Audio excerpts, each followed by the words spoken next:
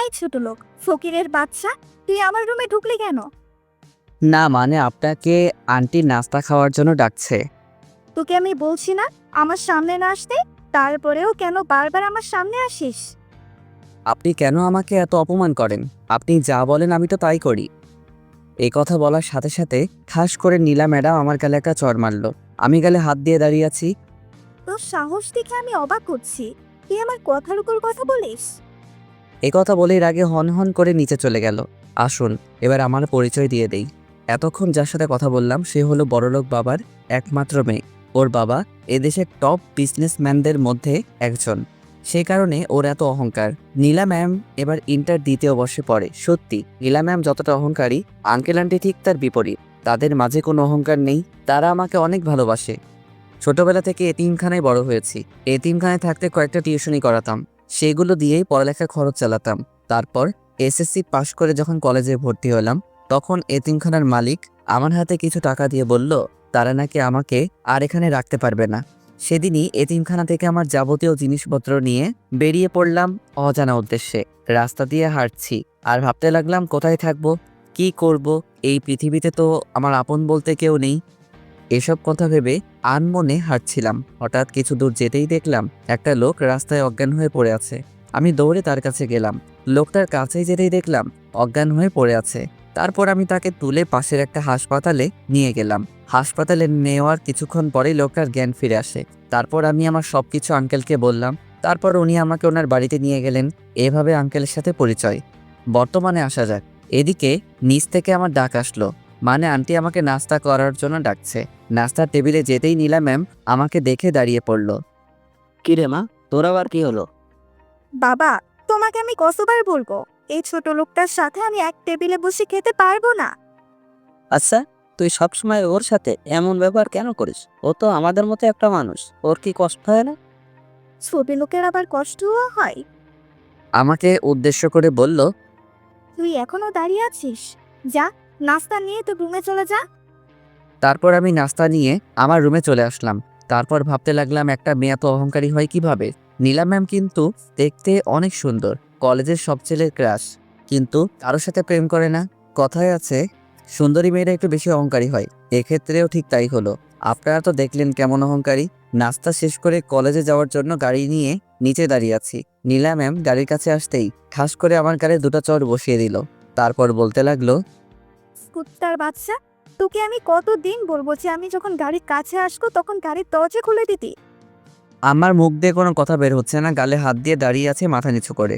আমার দাঁড়িয়ে থাকা দেখে নীলা ম্যাম আবার বলতে লাগলেন, কি হলো, একটা দিয়েছি মন ভরেনি, আরেকটা দিতে হবে নাকি? সরি ম্যাম, এইরকম ভুল আর কখনো হবে না। সেটাই ওর জন্য ভালো হবে। তারপর আমি আর কোনো কথা না বলে দরজা খুলে দিলাম। নীলা ম্যাম গাড়ির ভিতরে গিয়ে বসলেন এবং আমি গাড়ি স্টার্ট দিলাম। গাড়ি চালাতে চালাতে মা বাবার কথা ভাবতে লাগলাম। মা বাবা, তোমরা কেন আমাকে একা করে চলে গেলে? আজ যদি তোমরা বেঁচে থাকতে তাহলে হয়তো আমাকে এই দিন দেখতে হতো না। এইসব কথা ভাবতে ভাবতে গাড়ি নিয়ে সোজা কলেজে চলে আসলাম। ও, আপনাদের তো বলা হয়নি, নীলা ম্যাম আর আমি একসাথে পড়ি। উনি এবার ইন্টার সেকেন্ড ইয়ারে পড়ে, আমিও সেম। তারপর নীলা ম্যাম গাড়ি থেকে নেমে ওনার ফ্রেন্ডদের কাছে চলে গেলেন, আর আমি গাড়িতে বসে আছি কারণ আমার কোনো বন্ধু নেই, তাই ক্লাস শুরু হওয়া পর্যন্ত গাড়ির ভিতরে বসে থাকি। এদিকে নীলা ম্যাম ওনার বান্ধবীদের কাছে যেতেই ওনার এক বান্ধবী বলল, কি রে নীলা, আজকে এত লেট করলি কেন? আর বলিস না, ছোট লোকটার সাথে ঝগড়া করতে গিয়ে দেরি হয়ে গেল। তুই কি আরিয়ানের কথা বলছিস? তো আর কথা বলবো, সকাল সকাল মাথাটা খারাপ করে দিল। কি করেছে ও, তুই এত রেগে আছিস? তারপর নীলা ম্যাম সকালে যা হয়েছে সবকিছু বলল। কি, তুই এই সামান্য কারণে ছেলেটার গায়ে হাত তুললি? তোর তো দেখছি ছোট লোকটার জন্য দরদ একেবারে উতলায় উঠছে। আচ্ছা, ও তো আমাদের মতো একজন মানুষ, ও কি কষ্ট হয় না বল? ছোটবেলা থেকেই ছেলেটা মা বাবা হারিয়েছে। তোর যখন এতই দরদ হচ্ছে তাহলে জানা ওকে গিয়ে একটু আদর করে দে। এ কথা বলার সাথে সাথে নীলা ম্যাম সহ বাকি সবাই হাসতে লাগলো। যত খুশি তত হাস, একদিন সবাই তোরা তোদের ভুল বুঝতে পারবি। এখন জ্ঞান দেওয়া বন্ধ করে চল ক্লাসে যাই। তারপর নীলা ম্যাম আর ওনার ফ্রেন্ডরা ক্লাসে চলে গেলেন। এদিকে আমি গাড়ির ভিতরে বসে থাকতে থাকতে বোর হয়ে যাচ্ছি, তাই আমিও ক্লাসে চলে গেলাম। ক্লাসে ঢুকতেই হঠাৎ কারোর সাথে ধাক্কা লেগে পড়ে গেলাম। কিসের সাথে ধাক্কা খেলাম সেটা দেখতে যেই নিচে তাকালাম, অমনি আমি তো ভয় শেষ, কারণ নিচে একটা পরী বসে আছে আর আমার দিকে রাগীভাবে তাকিয়ে আছে। আমি তো ভয় শেষ, হাঁটু কাঁপতে লাগলো, কারণ এরকম পরিস্থিতিতে আগে কখনো পড়িনি, তাই ভয়টা একটু বেশি লাগছে। আমার এমন ভয় পাওয়া দেখে মেয়েটা বলতে লাগলো, এই যে মিস্টার, কি হলো? চোখে দেখেন না নাকি? সরি, আমি আপনাকে দেখতে পাইনি, প্লিজ আমাকে ক্ষমা করে দিন। এদিকে মেয়েটা আমার এইভাবে কথা বলা দেখে ভাবতে লাগলো, কি ব্যাপার? দোষ তো আমারও ছিল, কেন ক্ষমা চাইছে? না, ছেলেটাকে দেখে তো ভালো মনে হচ্ছে। ক্ষমা পরে দেখা যাবে, আগে আমাকে টেনে তুলো। তুলসী। এই বলে আমি মেয়েটাকে টেনে তুললাম। তারপর আমি বলতে লাগলাম, আপনি আমাকে ক্ষমা করেছেন তো? আসলে আমি আপনাকে দেখতে পাইনি। না, আমি আপনাকে ক্ষমা করব না। আমি তো আপনার কাছে ক্ষমা চেয়েছি, আর তাছাড়া দোষ কিন্তু আপনারও আছে। আসলে এখানে আমার কোনো দোষ নেই, মেয়েটা নিজেই কোত্থেকে এসে আমার সাথে ধাক্কা খেলো। মেয়েটাকে দেখেই বড়লোকের মেয়ে মনে হচ্ছে, আর আপনারা তো জানেন বড়লোকরা কেমন, তাই আমি আগেই সরি বললাম। কি বললেন আপনি? আমার দোষ ছিল? আমি এখনই প্রিন্সিপাল স্যারের কাছে আপনার নামে নালিশ নিয়ে যাচ্ছি। আপনি আমাকে যা শাস্তি দিবেন দিন, তবুও স্যারের কাছে নালিশ দিবেন না প্লিজ, মনে মনে বলতে লাগলো। না, এবার মনে হয় একটু বেশিই যাচ্ছে। বেচারা কান্না করে দিল। কি হলো, কিছু বলছেন না কেন? ঠিক আছে, স্যারকে কিছু বলবো না, তবে আজকে থেকে আমি যা বলবো তাই শুনতে হবে। আজব তো আপনি কে যে আপনার কথা আমাকে শুনতে হবে?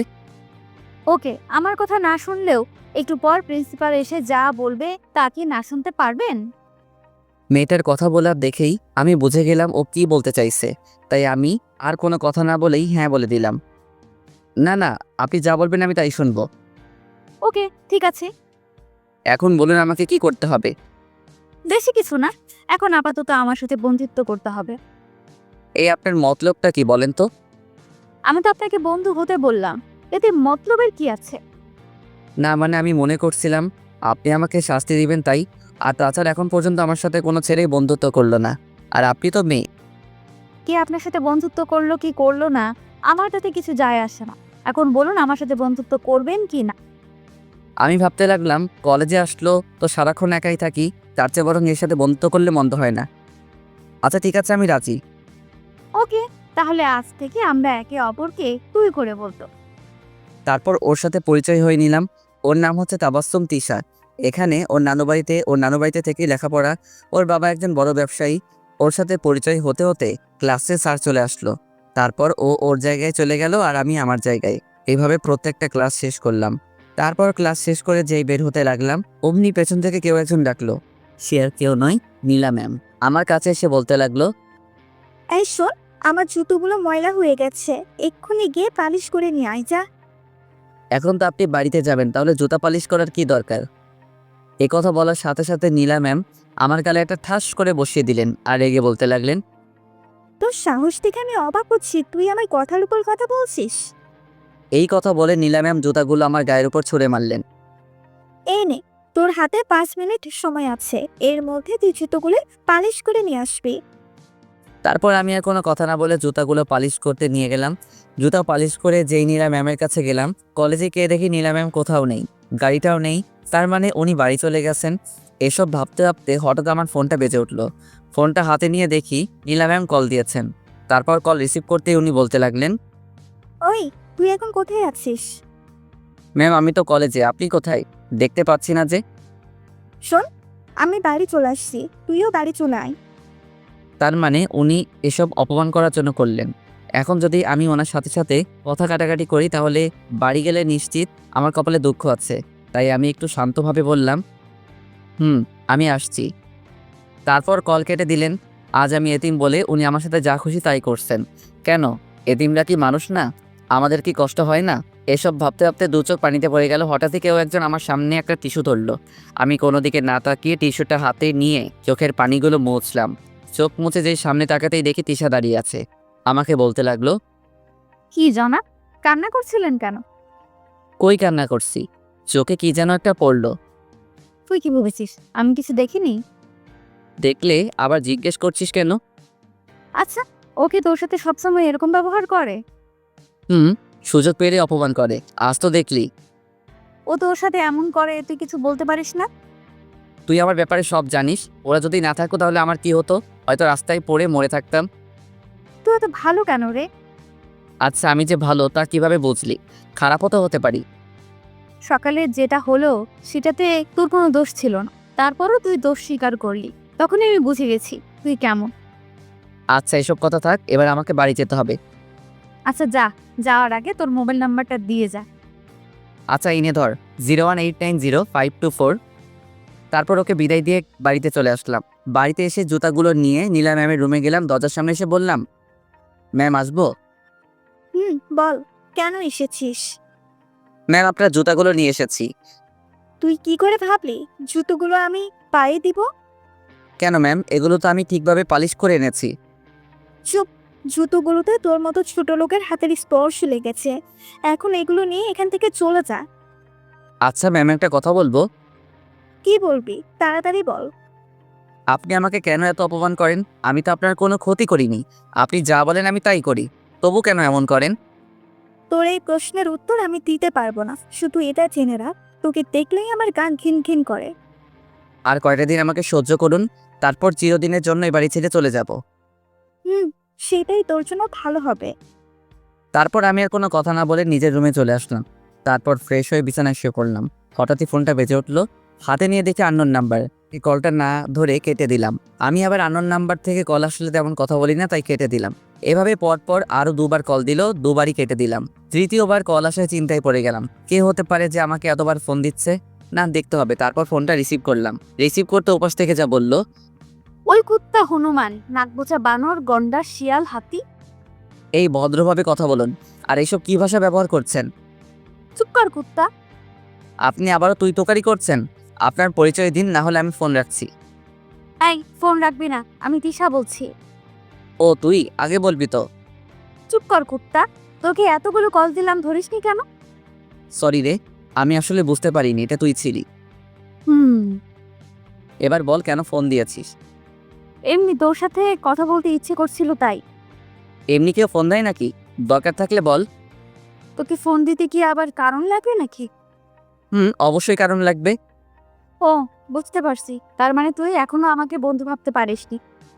আরে না, আমি তোকে সেটা বলিনি। আমার যা বোঝার তা বুঝে গেছি। এই কথা বলে তিশা লাইন কেটে দিল। ওর সাথে এভাবে কথা বলা ঠিক হয়নি। কালকে কলেজে গেলে সরি বলবো। তারপর ফোন রেখে ঘুমানোর চেষ্টা করলাম।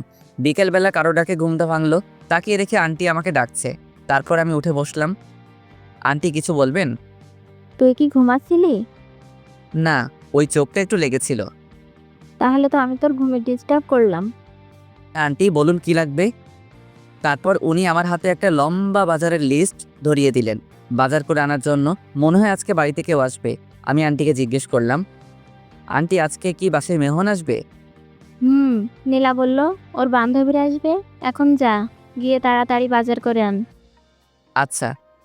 নীলা ম্যামের বান্ধবীরা আসবে শুনে আমার মন খারাপ হয়ে গেল, কারণ ওরা ততবারই আমাকে অপমানিত হতে হয়। তারপর বাজারে চলে গেলাম। বাজার করে বাড়িতে আসলাম। বাড়িতে আসার কিছুক্ষণ পরে মাগরিবের আজান দিল। তারপর মসজিদে চলে গেলাম নামাজ পড়তে। নামাজ পড়া শেষ হলেই বাড়ির দিকে রওনা দিলাম। বাড়ির সামনে আসতেই দুটো প্রাইভেট কার দেখতে পেলাম। বুঝতে আর বাকি রইল না যে ওনারা চলে এসেছে। তারপর বাড়ির ভিতরে ঢুকতেই দেখলাম সবাই সোফার উপর বসে আছে। ওদের মধ্যে দুজন ছেলে আছে। ছেলে দুটোকে আমার চেনা চেনা লাগছে, কোথাও যেন দেখেছি। এসব ভাবতে লাগলাম। হঠাৎই নীলা ম্যাম আমাকে দেখতে পেয়ে বলতে লাগলেন, ওই তোরা সবাই দেখ, নবাবজাদা এসে গেছে। আসলে নামাজ পড়তে গিয়েছিলাম। তারপর যা, আর ওদের জন্য কিছু নাস্তা নিয়ে আয়। আচ্ছা ঠিক আছে, নিয়ে আসছি। তারপর আমি রান্নাঘরে গিয়ে ওদের জন্য নাস্তা নিয়ে আসলাম। তারপর সবাইকে নাস্তা দিতে লাগলাম। যখনই ছেলে দুটোর সামনে আসলাম অমনি ওরা দুজন বলতে লাগলো, নীলা, কি রে, এই খ্যাতটা তোদের বাড়িতে কি করছে?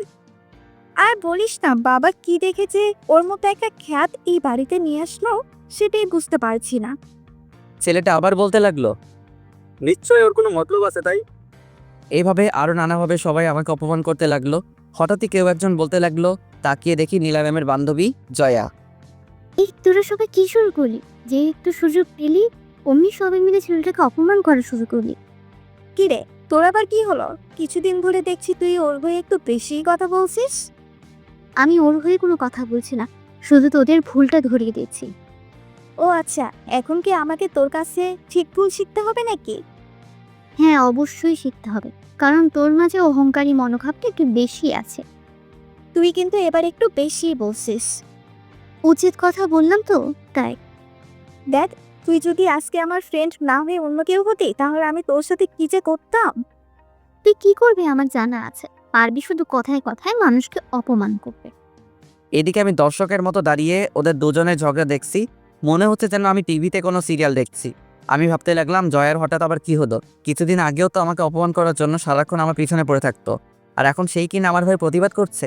এভাবে ঝগড়া করতে করতে এক পর্যায়ে জয়া বলল, তোর সাথে বন্ধুত্ব করে আমি অনেক বড় ভুল করে শুনছি। যে মানুষকে মানুষ মনে করে না, তার সাথে আবার কিসের বন্ধু? এই কথা বলে জয়া চলে গেল। এদিকে জয়া চলে যাওয়ার পর নীলা ম্যাম আমার সামনে এসে ঠাস করে একটা চড় মেরে বলল, আজ শুধুমাত্র তোর কারণে জয়া আমার সাথে এরকম ব্যবহার করলো। বল, তুই ওকে কি জাদু করেছিস? গালে হাত দিয়ে মাথা নিচু করে দাঁড়িয়ে আছি, মুখ দিয়ে কোনো কথা বের হচ্ছে না। কি হলো, কথা বলছিস না কেন? কি বলবো? তোকে তো আমি পরে দেখে নেব, আগে এদের বিদায় করি। তারপর নীলা ম্যাম ওনার বাকি ফ্রেন্ডদের সাথে মজা করতে লাগলেন। আমার আবার ছেলে দুটোর উপর চোখ পড়ল। ওদের কোথাও যেন দেখেছি, কিন্তু মনে করতে পারছি না। ছেলে দুটোর মধ্যে একজন বলে উঠল, নীলা, এবার আমাদের যেতে হবে। আর আঙ্কেল কোথায়? ওনাকে দেখছি না যে। বাবা কিছুদিনের জন্য দেশের বাহিরে গেছে, এই তো কিছুদিন পরেই চলে আসবে। তারপর নীলা ম্যামের সব ফ্রেন্ডরা খাওয়া দাওয়া করে চলে গেলেন। ওরা সবাই চলে যেতেই নীলা ম্যাম আমার সামনে এসে আমার দিকে রাগিয়ে দৃষ্টিতে তাকিয়ে চলে গেলেন। আমি বুঝতে পারলাম আজকে রাতে আমার ঘুমের 12টা বাজবে, কারণ নীলা ম্যাম যখন বেশি রেগে থাকেন উনি তখন আমাকে দিয়ে সারা রাত ওনার সেবা করান। তারপর আমিও আর দাঁড়িয়ে না থেকে আমার রুমে চলে আসলাম। আমার মাথায় শুধু ছেলেগুলোর কথা আসছে। কোথায় রেখেছি দূর কিছুই মনে আসছে না। এদিকে ডিনার করার জন্য নিচ থেকে আন্টির ডাক আসলো, তাই নিচে চলে গেলাম। তারপর খাওয়া দাওয়া করে আবার উপরে চলে আসলাম। বিছানায় শুয়ে আছি, কিন্তু চোখে কিছুতেই ঘুম আসছে না, তাই উঠে ছাদে গেলাম। গিয়ে কিছুক্ষণ হাঁটাহাঁটি করে রুমে আসলাম। রুমে আসা কিছুক্ষণ পরে নীলা ম্যামের নাম্বার থেকে একটা কল আসলো। আমার আর বুঝতে বাকি রইল না যে কেন ফোন দিয়েছে। আমি ওর বসে না থেকে ওনার রুমে চলে গেলাম। গিয়ে দেখি বিছানায় বসে মোবাইল চালাচ্ছে। আমি যেতেই বলতে লাগলো, কি রে, তোর আসতে এত সময় লাগলো কেন? আমি তো আপনার ফোন পাওয়ার সাথে সাথে চলে এলাম। চুপ, আবার মুখে মুখে কথা বলছিস? আমার সাথে সাথে আয়। এমনি অনেক শীতের রাত, তাই ভাবতে লাগলাম উনি আজকে আমাকে কি শাস্তি দিবেন। বাথরুমের সামনে এসে বলতে লাগলেন, বাথরুমের ভেতরে গেলে কিছু জামা কাপড় দেখতে পাতি, যা বসে বসে ওগুলো কাচতে শুরু কর। ভালোভাবে কাচবি যাতে একটা ময়লাও না থাকে। কি? কিন্তু ম্যাম, ওগুলোর জন্য এক্সট্রা কাজের লোক আছে। আছে, কিন্তু ওরা ঠিক মতো ধুতে পারে না, তাই আজ তোকে দিয়ে করাচ্ছি। এখন কথা না বলে কাজে লেগে পড়। এই কথা বলে নীলা ম্যাম চলে গেলেন। আমি মনে মনে বলতে লাগলাম, কি শয়তান মেয়ে রে বাবা, এই শীতের রাতে নাকি আমাকে কাপড় কাচতে হবে, আর কি কি করাবে কে জানে। এভাবে নীলা ম্যাম সারা রাত আমার উপর অত্যাচার করলেন। উনি নিজেও ঘুমাননি, শুধুমাত্র আমাকে কষ্ট দেওয়ার জন্য। কি ডেঞ্জারাস মেয়ে রে। ফজরের আজানের একটু আগে নীলা ম্যাম ঘুমিয়ে পড়লেন। তারপর আমিও আমার রুমে চলে আসলাম। তারপর মসজিদে চলে গেলাম। মসজিদ থেকে বাড়ি আসতেই দেখি আন্টি আর নীলা ম্যাম নাস্তা করছে। তারপর আমি আমার নাস্তা নিয়ে রুমে চলে আসলাম। আপনারা তো জানেন নীলা ম্যাম আমার সাথে এক টেবিলে খাবেন না। আঙ্কেল আন্টি এত ভালো, আমাকে অনেক ভালোবাসে। ওনাদের মাঝে বিন্দুমাত্র অহংকার নেই, কিন্তু মেয়েটা কিভাবে যে এত অহংকারী হলো কে জানে। তারপর নাস্তা শেষে কিছুক্ষণ পড়লাম। কালকে রাতে কিছুই পড়া হয়নি। পড়তে পড়তে কলেজে যাওয়ার সময় হয়ে গেল। তারপর কলেজে যাওয়ার জন্য রেডি হলাম। তারপর নিচে নেমে গাড়ির কাছে এসে নীলা ম্যামের জন্য অপেক্ষা করতে লাগলাম। হঠাৎই নীলা ম্যামের দিকে চোখ গেল। আমি হাঁ করে ওনার দিকে তাকিয়ে আছি, কারণ আজকে ওনাকে অনেক সুন্দর লাগছে, একেবারে পরীর মতো লাগছে। কারণ আজকে একটা সাদা ড্রেস পরে এসেছেন, যেটা তার নীলা ম্যামের সৌন্দর্য আরও কয়েক গুণ বৃদ্ধি করে দিলেন। ওনাকে যে কেউ দেখলে বাস খাবে, থুকু ক্রাশ খাবে। তারপর উনি সামনে আসতে তাড়াতাড়ি আমি গাড়ি দরজা খুলে দিলাম, না হলে আবার গালটা লাল হয়ে যাবে। তারপর গাড়িতে উঠে গাড়ি স্টার্ট দিলাম। তারপর উনি আমাকে বলতে লাগলেন, আচ্ছা, তোর কি লজ্জা শরম বলতে কিছু নেই? কেন আবার কি করলাম? তোকে এত অপমান করি, তারপরেও তুই কেন এই বাড়িতে পড়ে আছিস? তুই কেন বুঝিস না তোকে আমি একদম সহ্য করতে পারি না? সময় হলেই এই বাড়ি ছেড়ে চলে যাব। যত তাড়াতাড়ি পারিস চলে যা।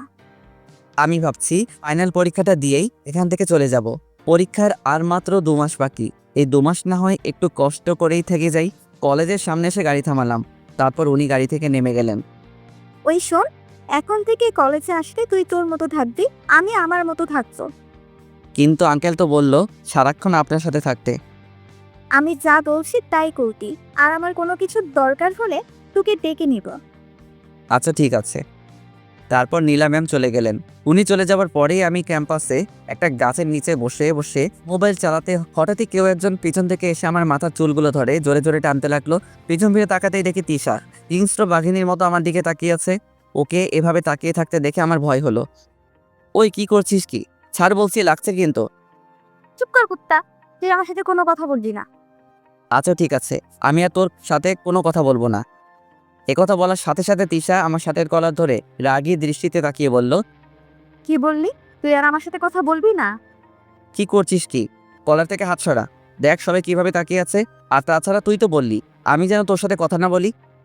যা বলেছি রাগের মাথায় বলেছি, এবার বল কালকে ফোনে কথা বলার সময় আমাকে কি বলেছিস? তুই কি বলছিস আমি কিছু বুঝতেছি না। আহারে কচি খোকা, কিছু মনে নেই তাই তো? হুম। চুপ কর কুত্তা, এবার বল কেন এভাবে কথা বলেছিস? তিশা খুব ভালো মেয়ে। ওর সাথে পরিচয় মাত্র একদিনের। এই একদিনে ও আমাকে অনেক আপন করে নিয়েছে। ও সত্যি সত্যি আমাকে ওর বন্ধু ভাবছে, কিন্তু আমি তা পারিনি, কারণ ওর সাথে বন্ধুত্ব করার যোগ্যতা আমার নেই। আপনার তো জানেনই ওর স্ট্যাটাস আমার স্ট্যাটাস এক নয়, তাই আমি ভাবছি ওর সাথে বন্ধুত্ব রাখবো না। আমি কোনো ভুল বলিনি। তাছাড়া তুই আমাকে দরকার ছাড়া কেন কল দিবি? তুই আমাকে একটা কথা বল, আমি তোর কি? আমি তোকে কিছুই মনে করি না। আমাকে তোর বন্ধু ভাবতে পারিসনি তাই তো? হুম। তাহলে কি গার্লফ্রেন্ড মনে করিস? কি যাতা বলছিস? আমি তোকে গার্লফ্রেন্ড কেন ভাবতে যাব? একদম আমার সামনে রাগ দেখাবি না। বল তুই আমাকে কি ভাবিস? দেখ তোর আর আমার বন্ধুত্ব করা মানায় না। কেন মানায় না? তুই কি কোনো বিখ্যাত ব্যক্তি নাকি? দেখ তোর স্ট্যাটাস আর আমার স্ট্যাটাস এক নয়। কোথায় তুই আর কোথায় আমি, তাই বলছি তোর সাথে আমার যায় না। বন্ধুত্ব করতে স্ট্যাটাস লাগে না, সুন্দর একটা মন লাগে।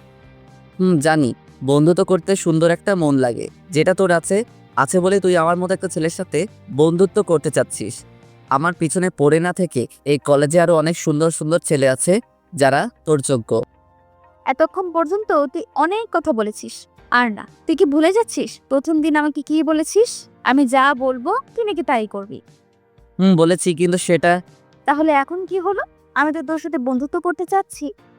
বলেছি, কিন্তু সেটা বন্ধুত্ব করার জন্য নয়। আমি মনে করেছি তুই আমাকে শাস্তি দিবি। আমি তো শুধু তোর সাথে বন্ধুত্ব করতে চাইছি, তুই কেন এমন করছিস? ওই যে বললাম না স্ট্যাটাস। আর তাছাড়া আমি এটা বুঝতে পারছি তুই কেন আমার পিছনে এভাবে পড়ে আছিস। ওর সাথে কথা বলতে বলতে কখন যে ক্লাসের সময় হয়ে গেল বুঝতেই পারিনি। দেখ তিশা, আমি আর এই ব্যাপারে কোনো কথা বলতে চাই না। ক্লাসের সময় হয়ে গেল, আমি যাচ্ছি। এই কথা বলেই চলে আসলাম। তিশা চাইছেটা কি? ও কেন আমার সাথে এমন করছে? এই কলেজে তো আমার থেকেও অনেক স্মার্ট ছেলে আছে। ও তাদের সাথে বন্ধুত্ব না করে আমার সাথে কেন? কে জানে কি চলছে ওর মনে। এদিকে তিশা ভাবছে, তোকে তো আমার সাথে কথা বলতে হবেই, আমিও দেখবো তুই কিভাবে আমার সাথে কথা না বলিস। আমি ক্লাসে গিয়ে নীলা ম্যাম আর ওনার বান্ধবীরা আগে থেকে ক্লাসে বসে আছে। আমি ক্লাসে ঢুকতে নীলা ম্যাম বলতে লাগলো, ওই শোন, এতক্ষণ কোথায় ছিলি? এই তো ক্যাম্পাসে ছিলাম। কেন, কোনো কিছু লাগবে নাকি? না কিছু লাগবে না, যা এখান থেকে। তারপর আমি গিয়ে পিছনের একটা বেঞ্চে বসলাম। পুরো ক্লাসে শুধু একটা বেঞ্চ খালি ছিল, তাই সেখানে গিয়ে বসে পড়লাম। স্যার আসতেই এখনো কিছু সময় বাকি আছে, তাই আমি বইটা বার করে পড়তে লাগলাম। হঠাৎই দেখলাম কেউ একজন আমার পাশে এসে বসলো। তাকিয়ে দেখি তিশা। আমি আবার পড়ায় মনোযোগ দিলাম। কিছুক্ষণ পর ক্লাসে স্যার আসলো। সবাই দাঁড়িয়ে স্যারকে সালাম দিল। তারপর স্যার বলতেই, স্টুডেন্টস তোমরা সবাই কেমন আছো? সবাই একসাথে বলতে লাগলো, জি স্যার আমরা সবাই ভালো আছি, আপনি কেমন আছেন? আমিও ভালো আছি। তোমরা সবাই জানো আর 3 মাস পর তোমাদের পরীক্ষা। তা তোমাদের সবার প্রিপারেশন কেমন? সবাই একসাথে আলহামদুলিল্লাহ স্যার, আমাদের সবার প্রিপারেশন ভালো। আচ্ছা ঠিক আছে, আরিয়ান তুমি দাঁড়াও। তারপর আমি দাঁড়িয়ে গেলাম। স্যার বলতে লাগলো, এই ক্লাসের সবচেয়ে ভালো ও মেধাবী স্টুডেন্ট হচ্ছে তুমি। তোমার থেকে আমরা ভালো কিছু আশা করছি। আলহামদুলিল্লাহ স্যার, আমার প্রিপারেশন ভালো, শুধু আপনাদের একটু দোয়া চাই। আমরা তোমাদের সবার জন্য দোয়া করব। তোমরা সবাই হয়তো জানো তোমাদের একজন নতুন সহপাঠী এসেছে, তার নাম হলো তিশা। তিশা তুমি দাঁড়াও। তারপর তিশা দাঁড়ালো। ও হচ্ছে তোমাদের নতুন সহপাঠী। কিছু সমস্যার কারণে ও কলেজ পরিবর্তন করেছে। এসএসসিতে ওর রেজাল্ট অনেক ভালো। আমরা জানি ও এসএসসিতেও আমাদের কিছু উপহার দিবে। ঈশা, তোমার যদি কোনো সমস্যা থাকে বলতে পারো। স্যার কলেজ পরিবর্তন করায় আমার কিছু সমস্যা হয়েছে। কি সমস্যা বলতে পারো? ট্রান্সফার হওয়ার কারণে স্যার আমি কিছু ক্লাস করতে পারিনি। এখন স্যার ওই ক্লাসগুলোতে স্যারেরা কি পড়িয়েছে আমি জানি না। আমি তোমার সমস্যা বুঝতে পারছি। তুমি চাইলে ক্লাসের কারো কাছ থেকে পড়াটা বুঝে নিতে পারো। আমি তো তেমন কাউকে চিনি না। আচ্ছা ঠিক আছে, আরিয়ান তুমি দাঁড়াও। ও হচ্ছে আরিয়ান, এই ক্লাসের সব থেকে ভালো স্টুডেন্ট। তুমি চাইলে ওর থেকে পড়া বুঝিয়ে নিতে পারো। আরিয়ান, তোমাকে বলছি, তুমি ওকে সব পড়া ভালোভাবে বুঝিয়ে দিবে, ঠিক আছে?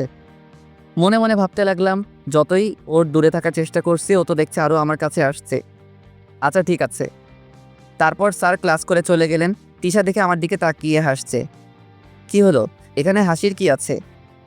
আহারে, বেচারা, তোর মুখটা দেখে আমার হাসি পাচ্ছে। দাঁত দেখানো বন্ধ কর।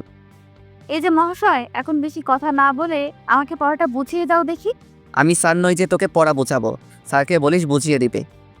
এই তুই কি ভুলে গেছিস স্যার একটু আগে কি বলে গেল? মনে আছে, কিন্তু আমি তোকে এখন পড়া বোঝাতে পারবো না। বেশি কথা না বলে যা তো এখান থেকে।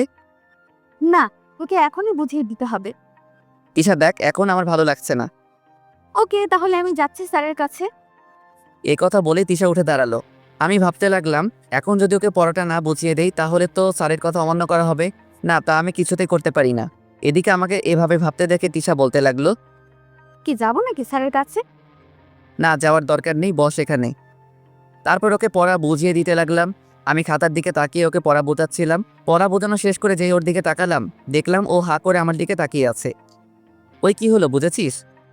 ও কোনো কথাই বলছে না। এবার আমার একটু রাগ হলো। রাগ উঠলে আমি নিজেকে কন্ট্রোল করতে পারি না। দিলাম কষে একটা থাপ্পড় ওর গালে। থাপ্পড় খেয়ে ও চোখ বড় বড় করে আমার দিকে তাকিয়ে আছে।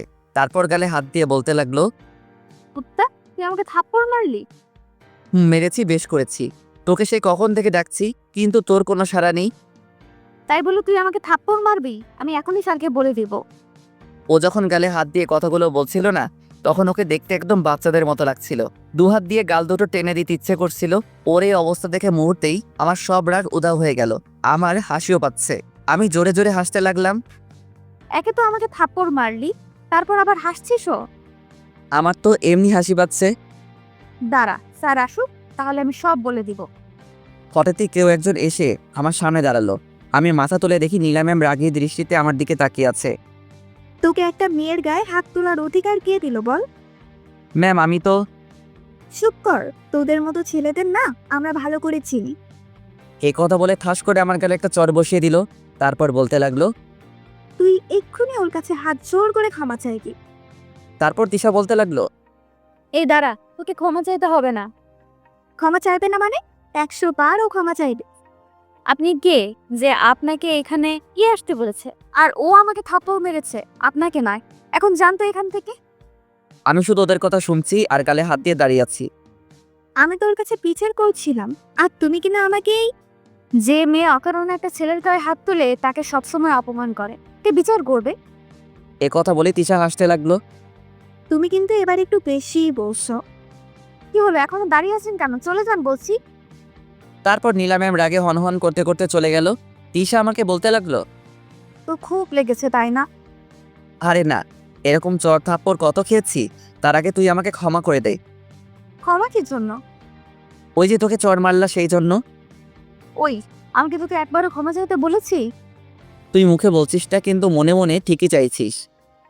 এই চুপ কর, বেশি কথা না বলে পড়াটা আবার বুঝিয়ে দে। তারপর আর কি, আমি ওকে আবার পড়াটা বুঝিয়ে দিলাম। এইভাবে প্রত্যেকটা ক্লাস শেষ করলাম। ক্লাস শেষ হওয়ার সাথে সাথে বের হয়ে গেলাম। তিশা পিছন থেকে অনেক ডেকেছিল, কিন্তু আমি ওর কথা না শুনেই চলে আসলাম।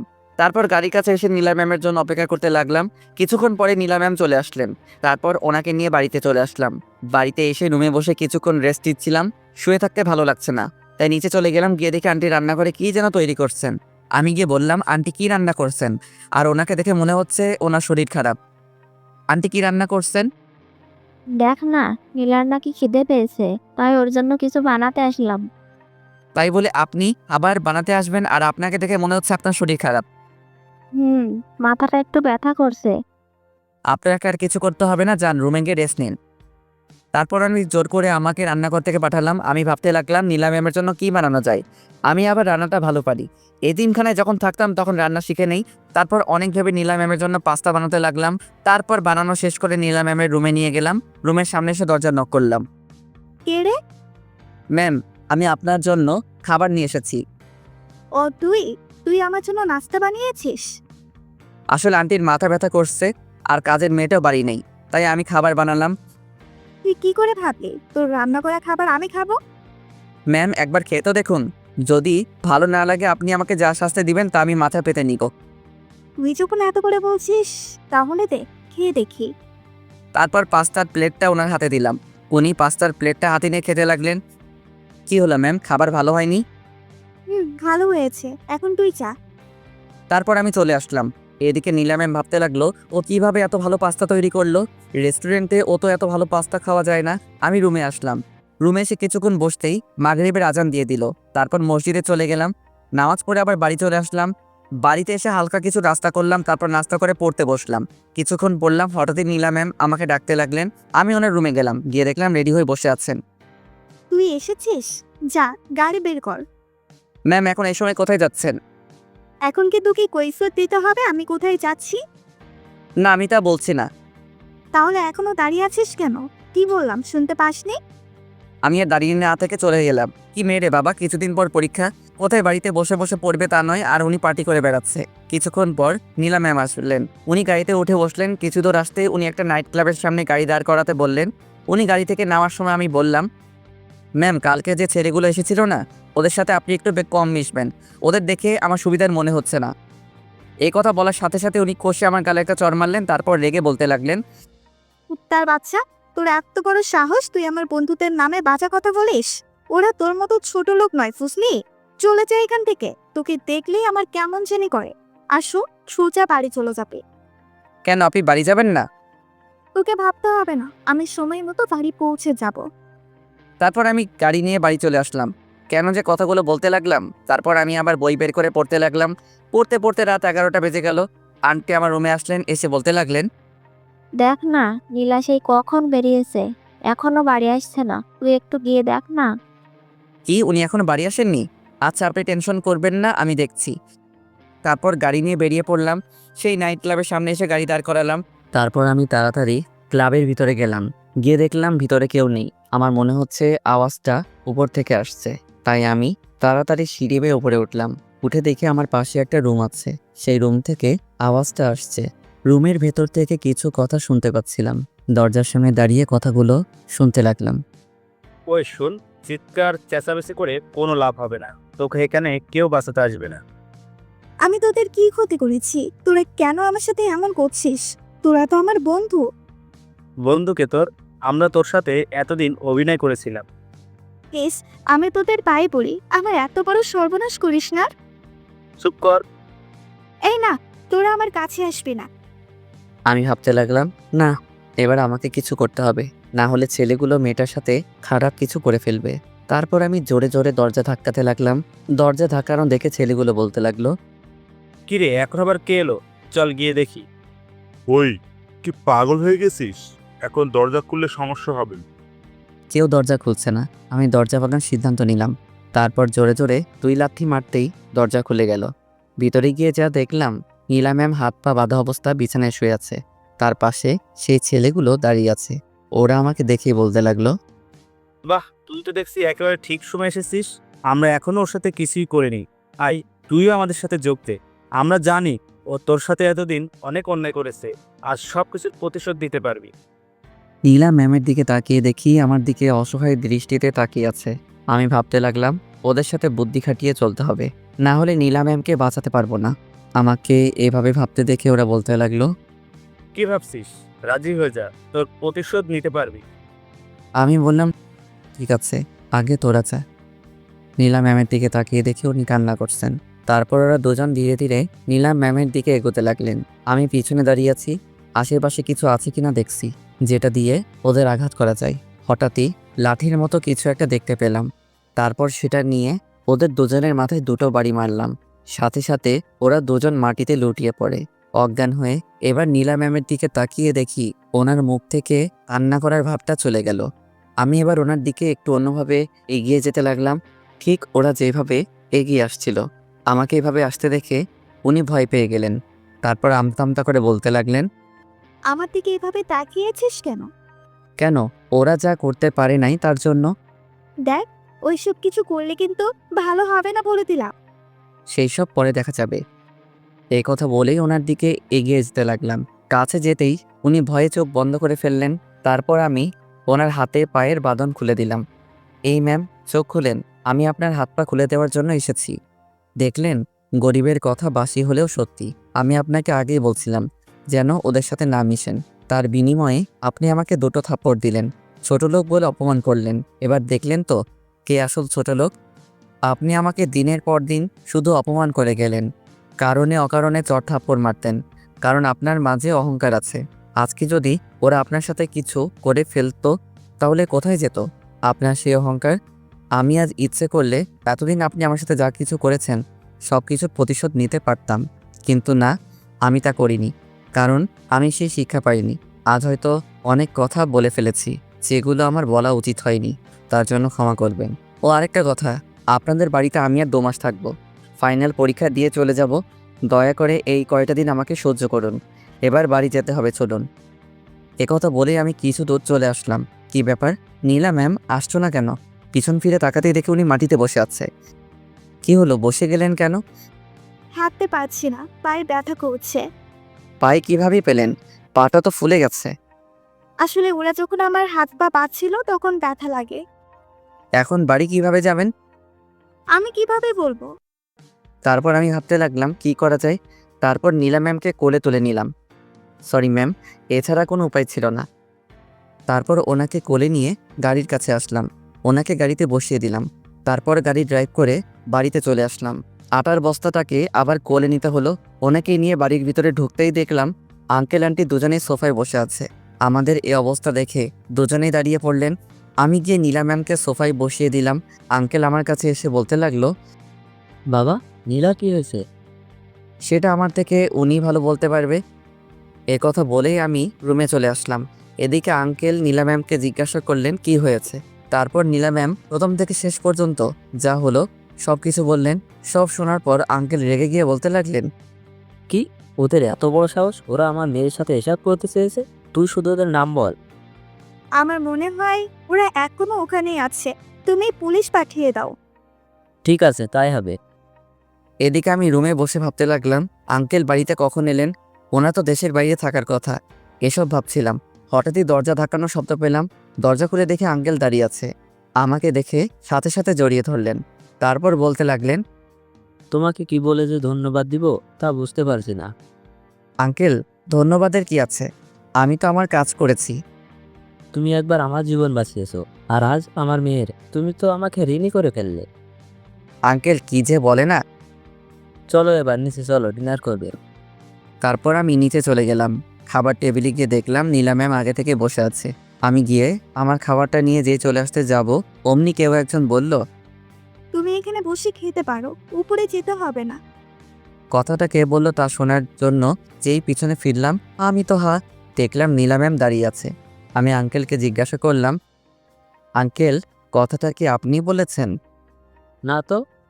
তাহলে নিশ্চয়ই আন্টি বলেছে। না বাবা, আমি বলিনি। তাহলে কে বলল? নীলা ম্যাম বলতে লাগলেন, আমি বলেছি তুমি এখানে বসে খেতে পারো। আমি তো ওনার কথা শুনে হয়ে গেলাম। যেই মেয়ে আমাকে দেখতে পারে না, আমাকে দেখলেই নাকি তার গা জ্বলে, সে আমাকে তার সাথে এক টেবিলে খেতে বলছে, আবার তুমি করে বলছে।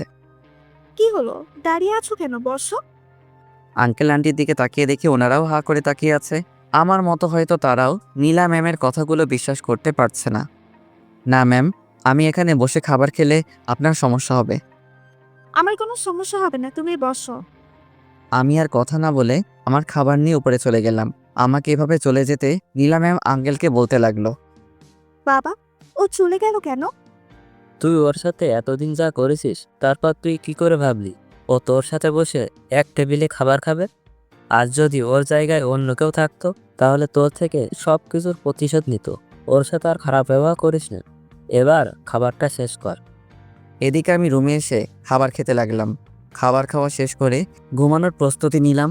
চোখ বন্ধ করে ঘুমানোর চেষ্টা করলাম, কিন্তু ঘুম আসছে না।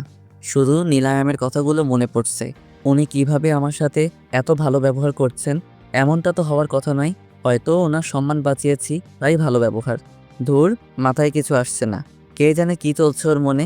নীলা ম্যাম রুমে এসে ভাবতে লাগলেন, আজ পর্যন্ত ছেলেটাকে শুধু অপমান করে গেলাম, সত্যিই তো, আজ যদি ওর জায়গায় অন্য কেউ থাকতো তাহলে হয়তো আমার সাথে খারাপ কিছু হতো না। এতদিন যা অন্যায় করেছি সবকিছুর জন্য ক্ষমা চাইতে হবে।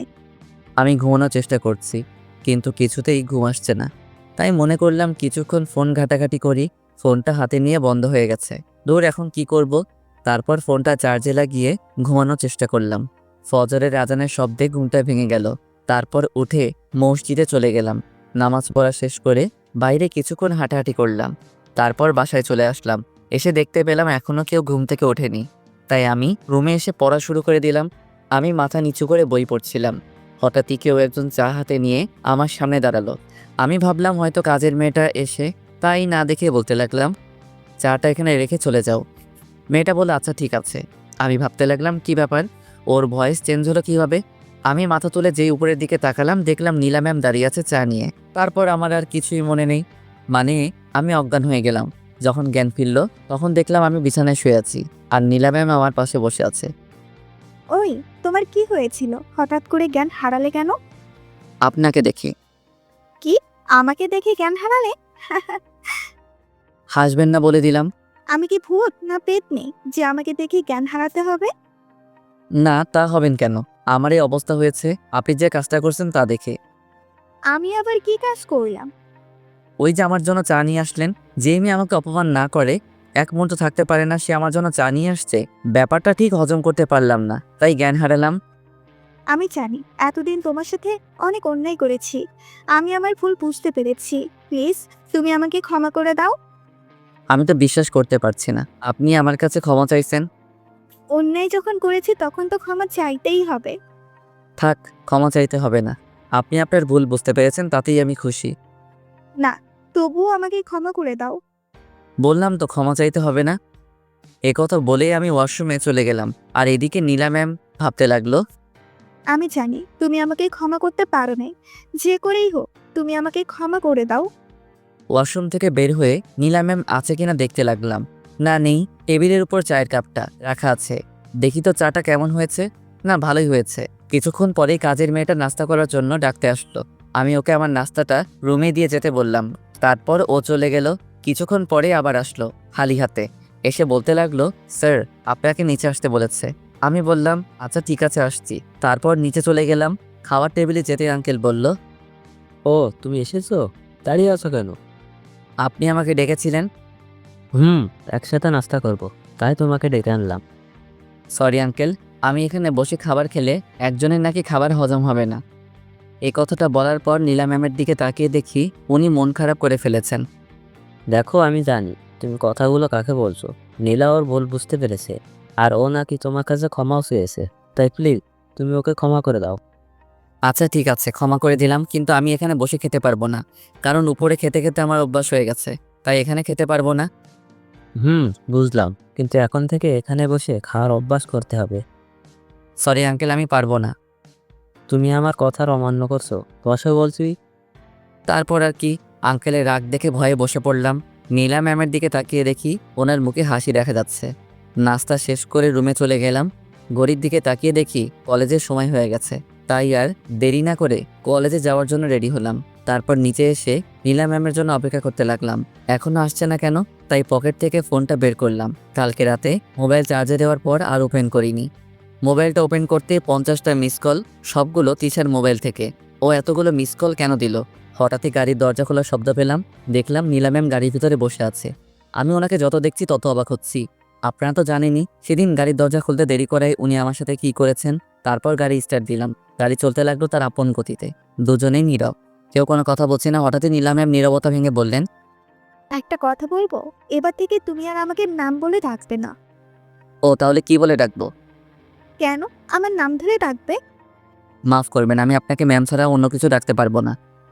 ও, বুঝেছি, তার মানে আমাকে এখনো ক্ষমা করতে পারোনি। আমি সত্যি সত্যি আপনাকে ক্ষমা করেছি।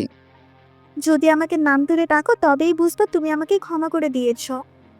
আপনার উপর আমার কোনো রাগ নেই, যা ছিল সব শেষ। সেটা যদি আপনি বিশ্বাস না করেন তাহলে আমার কিছু করার নেই। তারপর কলেজে চলে আসলাম। নীলা ম্যাম গাড়ি থেকে নেমে ওনার ফ্রেন্ডের কাছে চলে গেল, আর আমি গাড়িতে বসে আছি। কিছুক্ষণ বসে থাকার পর ক্লাসে চলে গেলাম। ক্লাসে গিয়ে বসে বই পড়তে লাগলাম। আমার পাশে কেউ একজন এসে বসলো। তাকিয়ে দেখি নীলা ম্যামের বান্ধবী জয়া। তারপর আমাকে বলতে লাগলো, কেমন আছো? জি আলহামদুলিল্লাহ ভালো। আপনি কেমন আছেন? আমরা দুজন তো সমবয়সী, তাই আমাকে আপনি না বলে তুমি করে বলো। না থাক, আমি আপনি করেই বলবো। না, তোমাকে বলতেই হবে। তারপর ওর অনেক জোরাজুরিতে রাজি হলাম। আচ্ছা ঠিক আছে বলবো। তুমি দেখতে না খুব কিউট, একেবারে বাচ্চাদের মতো লাগে। তুমিও না কি যে বলো। এভাবে দুজন হাসাহাসি করে কথা বলছিলাম, হঠাৎই দরজার দিকে চোখ যেতে দেখলাম নীলা ম্যাম আর তিশা, একজন সামনে দাঁড়িয়ে আছে আর একজন পিছনে। দুজনের রাগী দৃষ্টিতে আমার দিকে তাকিয়ে আছে। কিছুক্ষণ তাকিয়ে থাকার পর নীলা ম্যাম ওনার জায়গায় বসে পড়লেন আর তিশা রেগে আমার দিকে এগিয়ে আসলো। আমি ভাবতে লাগলাম এদের আবার কি হলো। তিশা আমার সামনে দাঁড়িয়ে বলতে লাগলো, এই তোর ফোন বন্ধ কেন? আমি কিভাবে বলবো আমার ফোন কেন বন্ধ? তোর ফোন তুই জানিস না। দেখ, আমি কিন্তু তোর উপর এমনিতেই রেগে আছি, আর রাগাবি না বলে দিলাম। আমার সাথে এইভাবে কথা বলতে দেখে জয়া বলতে লাগলো, ওই মেয়ে কে তুমি? আর ওর সাথে এভাবে কেন কথা বলছো? ওই তুই চুপ কর। তোকে আমাদের মাঝে নাক গলাতে কে বলছে? ওই ভদ্রভাবে কথা বলো, না হলে ভালো হবে না বলে দিলাম। কি করবি তুই? এবার আমি বললাম, তোমরা দুজন কি শুরু করলে? তুই চুপ থাক। ওর কথা শুনে আমি ভয়ে বসে পড়লাম। এখন তুই এখান থেকে উঠ। আমি? তুই। ওর পাশে শুধু আমি বসবো। ও কি তোমার জামাই না প্রেমিক যে তুমি ওর পাশে বসবে? আপাতত কিছুই না, কিন্তু কিছুদিন পর শখ হবে। ওর কথা শুনে আমি জোরে জোরে কাশতে লাগলাম। কি বলছে মেয়েটা? মাথাটা মনে হয় একেবারে গেছে। হঠাৎই ক্লাসের স্যার আসলো। তিশাকে দাঁড়িয়ে থাকতে দেখে স্যার বলতে লাগলো, কি হলো, তুমি দাঁড়িয়ে আছো কেন? স্যার দেখুন না, আমাকে ওর পাশে বসতে দিচ্ছে না। ক্লাসে তো আরো অনেক টেবিল খালি আছে, তুমি ওখানে গিয়ে বসো। স্যার, কালকে আপনি আমাকে কি বলেছিলেন, ভুলে গেলেন নাকি? আমার মনে আছে। ওর সাথে বসলে আমার পড়া বুঝে নিতে একটু সুবিধা হতো, তাই। আচ্ছা, বুঝতে পারছি। জয়া, তুমি সামনে চলে আসো। তারপর স্যারের কথা মতো জয়া উঠে গেল। এদিকে তিশা আমার পাশে বসে বিড়বিড় করে আমার দিকে তাকিয়ে বলতে লাগলো, আমার সাথে কথা বলার সময় থাকে না, আর অন্য মেয়ের সাথে হেসে হেসে কথা বলিস। দাঁড়া, কলেজ ছুটি হোক, তারপর তোকে দেখাচ্ছি। আমি ওর কথা শুনে ঘামতে লাগলাম, কারণ আজকে ও আমার উপর অনেক রেগে আছে। এইভাবে সবগুলো ক্লাস শেষ হয়ে গেল। যদিও ক্লাসের ফাঁকে আমি তিশাকে পড়া বুঝিয়ে দিয়েছি। নীলা ম্যামের দিকে কয়েকবার চোখাচোখি হলাম, ওনাকে দেখে মনে হচ্ছিল উনিও রেগে আছেন। তারপর কলেজ ছুটির পর তাড়াতাড়ি ক্লাস থেকে বের হয়ে গেলাম। ক্যাম্পাসে আসতে হঠাৎই কেউ একজন পিছন থেকে বলল, ওই দাঁড়া, কোথায় পালাচ্ছিস? পিছনে ফিরে দেখি তিশা আমার কাছে এসে কোনো কথা না বলে কলেজের পিছনে নিয়ে গেল। এই তুই কি পাগল নাকি? এভাবে হাত ধরে নিয়ে আসার মানে কি? চুপ কর কুত্তা, তোর উপর কিন্তু আমি এমনিতেই রেগে আছি। রেগে থাকলে আমি কি করব? এখন বল আমাকে এখানে কেন নিয়ে এলি? আমার হাতে সময় নেই। আমার সাথে কথা বলার সময় নেই? তাহলে জয়া, ওর সাথে কথা বলার সময় কিভাবে থাকে? ওর সাথে এমনি কথা বললাম, তাছাড়াও নিজেই আমার সাথে কথা বলতে আসছে। আমিও তো তোর সাথে কথা বলতে আসছি। এবার দেখি আমার সাথে কতক্ষণ কথা বলিস। তুই আমার কে, বন্ধু না গার্লফ্রেন্ড যে তোর সাথে কথা বলতেই হবে? ও আচ্ছা, তাহলে জয়া তোর কি হয়? ও আমার কেউ হয় না। অন্য মেয়েদের সাথে তো কথা ঠিকই বলতে পারিস। আমি কথা বলতে আসলে এত বাহানা খুঁজিস কেন? তোর এইসব কথা শোনার আমার কাছে সময় নেই। নীলা ম্যাম আমার জন্য অপেক্ষা করছে, যেতে হবে। দেরি করলে আমাকে আস্ত রাখবে না। তুই এখানে দাঁড়িয়ে থাকবি? ওখান থেকে যদি এক পাও এদিক ওদিক দিয়েছিস, তাহলে কিন্তু তোর অবস্থা খারাপ করে দেব। কি করবি তুই? কিছুই করব না, শুধু চিৎকার করে লোক জড়ো করব। তারপর কি হবে তুই নিশ্চয়ই বুঝতে পারছিস। তুই কেন আমার সাথে এমন করছিস? আমি তোর কি ক্ষতি করেছি? তুই আমার মন চুরি করেছিস, তোকে কিভাবে ছেড়ে দিব? দেখ এবার আমাকে যেতে হবে। তুই তো জানিস নীলা ম্যাম কেমন। যেতে পারিস একটা শর্তে। না, এখনো যা বলছে তাই শুনতে হবে। ও যা মেয়ে, যদি সত্যি সত্যি চিৎকার করে, লোক জড়ো করে। আচ্ছা ঠিক আছে, কি শর্ত বল। শর্ত শুধু একটাই, কলেজে আসলে সারাক্ষণ তোকে আমার সাথে থাকতে হবে। না, এটা মানতে পারবো না, অন্য কোনো শর্ত দে। ওকে ঠিক আছে, না মানলে আর কি, আমি চিৎকার করছি। ও চিৎকার করতে লাগলো। আমি যেই দৌড়ে গিয়ে ওর মুখ চেপে ধরবো, অমনি কোনো কিছুর সাথে ধাক্কা লেগে ওর গায়ের উপর পড়ে গেলাম। আমার তো মাথা ঘুরছে, কি থেকে কি হয়ে গেল। দুজন দুজনের দিকে তাকিয়ে আছে, কি থেকে কি হয়ে গেল। তারপর আমি তাড়াতাড়ি উঠে দাঁড়ালাম, তিশাকেও টেনে তুললাম। সরি, আসলে কিভাবে হয়ে গেল বুঝতে পারিনি। কিছুই বলছে না, লজ্জায় মাথা নিচু করে দাঁড়িয়ে আছে। আমি তো শর্ত মানতে রাজি। এ কথা বলে দৌড়ে ওখান থেকে চলে আসলাম। এদিকে আমি চলে আসার পর ঈশা মুচকি এসে বলতে লাগলো, পাগলটা কি করলো? আমি দৌড়ে গাড়ির কাছে চলে আসলাম। এসে দেখি নীলা ম্যাম সামনে বসে আছে। আমাকে দেখে বলতে লাগলো, এতক্ষণ কোথায় ছিলে? সরি ম্যাম, আসলে একটা কাজ ছিল। তা কি কাজ জানতে পারি? আপনি না জানলেও চলবে। আর আপনি সামনে কেন বসলেন? কেন, আমি কি সামনে বসতে পারি না? বসতে পারেন, যদি আপনার সাথে টাচ লাগে তাহলে তো আপনার শরীর নোংরা হয়ে যাবে। একথা বলতেই নীলা ম্যামের মুখটা কালো হয়ে গেল। তারপর আমাকে বলতে লাগলো, তুমি কি আমাকে এখন আগেই নীলা ভাবছ? আমি সত্যিই বদলে গেছি। আমি জানি, তবুও কি? ও, বুঝতে পারছি, তার মানে তুমি আমাকে এখনো মন থেকে ক্ষমা করনি। আপনি সত্যি বলছেন। আমি আপনাকে এখনো ক্ষমা করতে পারি না, মনে মনে বললাম। তারপর আমি আর কোনো কথা না বলে গাড়ি স্টার্ট দিলাম। গাড়ি চলছে। কি হলো, কথা বলছো না কেন? কোনো কথা বলছি না। তার মানে আমি যা ভাবলাম তাই সত্যি, তুমি আমাকে মন থেকে এখনো ক্ষমা করনি। বুঝতে পারছি না কি বলবো। আমি তোমার সাথে যা করেছি তার জন্য সত্যিই আমি অনুতপ্ত। গাড়ি থেকে নামুন, বাড়ি চলে এসেছি। আসলে নীলা ম্যাম আমার সাথে কথা বলে ব্যস্ত ছিল, তাই বুঝতেই পারিনি। কখন বাড়িতে চলে আসলাম। আমি কিন্তু এখনো আমার উত্তর পাইনি। তারপর আমি গাড়ি থেকে নেমে বাড়িতে চলে আসলাম। সোজা আমার রুমে চলে আসলাম। এদিকে নীলা ম্যাম ভাবতে লাগলো, ক্ষমা তো তোমাকে আমায় করতেই হবে। আমিও দেখব কতদিন আমাকে ক্ষমা না করে থাকতে পারো। আমি রুমে এসে ফ্রেশ হয়ে বিছানায় শুয়ে পড়লাম। কিছুক্ষণ পরেই কেউ একজন আমার রুমে আসলো। তাকিয়ে দেখি নীলা ম্যাম হাতে খাবারের বাটি। আমি উঠে বসলাম। আপনি এ সময় কোথাও যাবেন নাকি? না, কোথাও যাব না। এই নাও, তোমার জন্য খাবার আনছি, খেয়ে নাও। কলেজ থেকে আসার পর তো কিছুই খাওয়া হয়নি। কি আপনি খাবার আনলেন? আমার মতো ছোট লোকের জন্য কি মনে করে খাবার আনলেন? তুমি এইভাবে কেন কথা বলছো? আমার কি কষ্ট হয় না? শালি, আগে যখন আমাকে অপমান করতি, গায়ে হাত তুলতি, তখন আমার কি ভালো লাগতো? এই আপনার এসব ন্যাকা কান্না বন্ধ করেন তো। কান্না করবো না তো কি করবো? এমনিতেই আগে তোমার সাথে যা করছি তার জন্য নিজেকে অপরাধী লাগছে, আর তোমার কথাগুলো আমাকে আরো বেশি কষ্ট দিচ্ছে। দেখুন, আপনার প্রতি আমার কোনো অভিযোগ নেই। আপনি শুধু শুধু নিজেকে অপরাধী ভাবছেন। আমি জানি তুমি যতই মুখে বলো না কেন, মন থেকে তুমি আমাকে ক্ষমা করনি। আপনি যা ভাবেন, তাছাড়া আমি এটা বুঝতে পারছি না আপনি ক্ষমা চাওয়ার জন্য কেন এমন করছেন। আমার মতো ছোট লোকের থেকে ক্ষমা না চাইলে কি হয়? তারপর উনি আর কোনো কথা না বলে কান্না করতে করতে চলে গেলেন। আমি ভাবতে লাগলাম, নীলা ম্যামের মতিগতি আমার একদম ভালো লাগছে না। আর এদিকে তিশা তো আছেই। হঠাৎই আমার ফোনে একটা কল আসলো। হাতে নিয়ে দেখি তিশার নাম্বার। তারপর ফোনটা রিসিভ করলাম। কি রে, ফোন রিসিভ করতে তোর এত সময় কেন লাগলো? ওই তুই কে রে, যে তুই ফোন দেওয়ার সাথে সাথে রিসিভ করতে হবে? আমি তোর বউ, বুঝলি? দেখ, তোর সব ফালতু কথা শোনার আমার সময় নেই। কি জন্য কল দিয়েছিস বল? কি বললি তুই? আমি ফালতু কথা বলি? তা নয় তো কি। আমি ফালতু কথা বলি। এখন থেকে তোকে আমার ফালতু কথাগুলো শুনতে হবে। এই যে ম্যাম, আপনি হয়তো ভুলে যাচ্ছেন, আমরা এখন ফোনে কথা বলছি। এখন আমি তোর কোনো কথাই শুনতে পারবো না, ফোন রাখছি। ওই, ফোন কাটবি না। এখন আমি তোকে একটা ম্যাজিক দেখাবো, যেটা দেখানোর পর তুই আমার কথা মানতে রাজি হবি। ও তাই নাকি? তাহলে দেখা দেখি। দেখাচ্ছি। কিছুক্ষণ পর তোর হোয়াটসঅ্যাপে আমি দুটো ছবি পাঠিয়েছি, ছবিগুলো গিয়ে দেখ। তারপর হোয়াটসঅ্যাপে গিয়ে দেখি তিশা সত্যি ছবি পাঠিয়েছে। তারপর ছবিগুলো দেখার সাথে সাথে আমার চোখ কপাল উঠে গেল। আমি কি দেখছি? ছবিতে দেখা যাচ্ছে আমি তিশার গায়ের উপর, আর তিশা আমার নিচে। যখন আমি তিশার গায়ের উপর পড়ে যাই তখন ছবিগুলো ওঠানো হয়। কিন্তু এটা কিভাবে সম্ভব? তখন তো তিশার হাতে ফোন ছিল না। না, আমাকে জানতে হবে। তারপর আমি নিজেই তিশাকে ফোন দিলাম। ফোন দেওয়ার সাথে সাথে রিসিভ করলো। মনে হচ্ছিল যেন আমার ফোন দেওয়ার অপেক্ষা ছিল। ওই কুত্তি, তুই ছবিগুলো কখন তুললি? আগে বল ম্যাজিকটা কেমন লাগলো? দেখ, আমি কিন্তু তোর উপর এমনিতে রেগে আছি। আমি কি করেছি যে আমার বাবুটা রেগে আছে?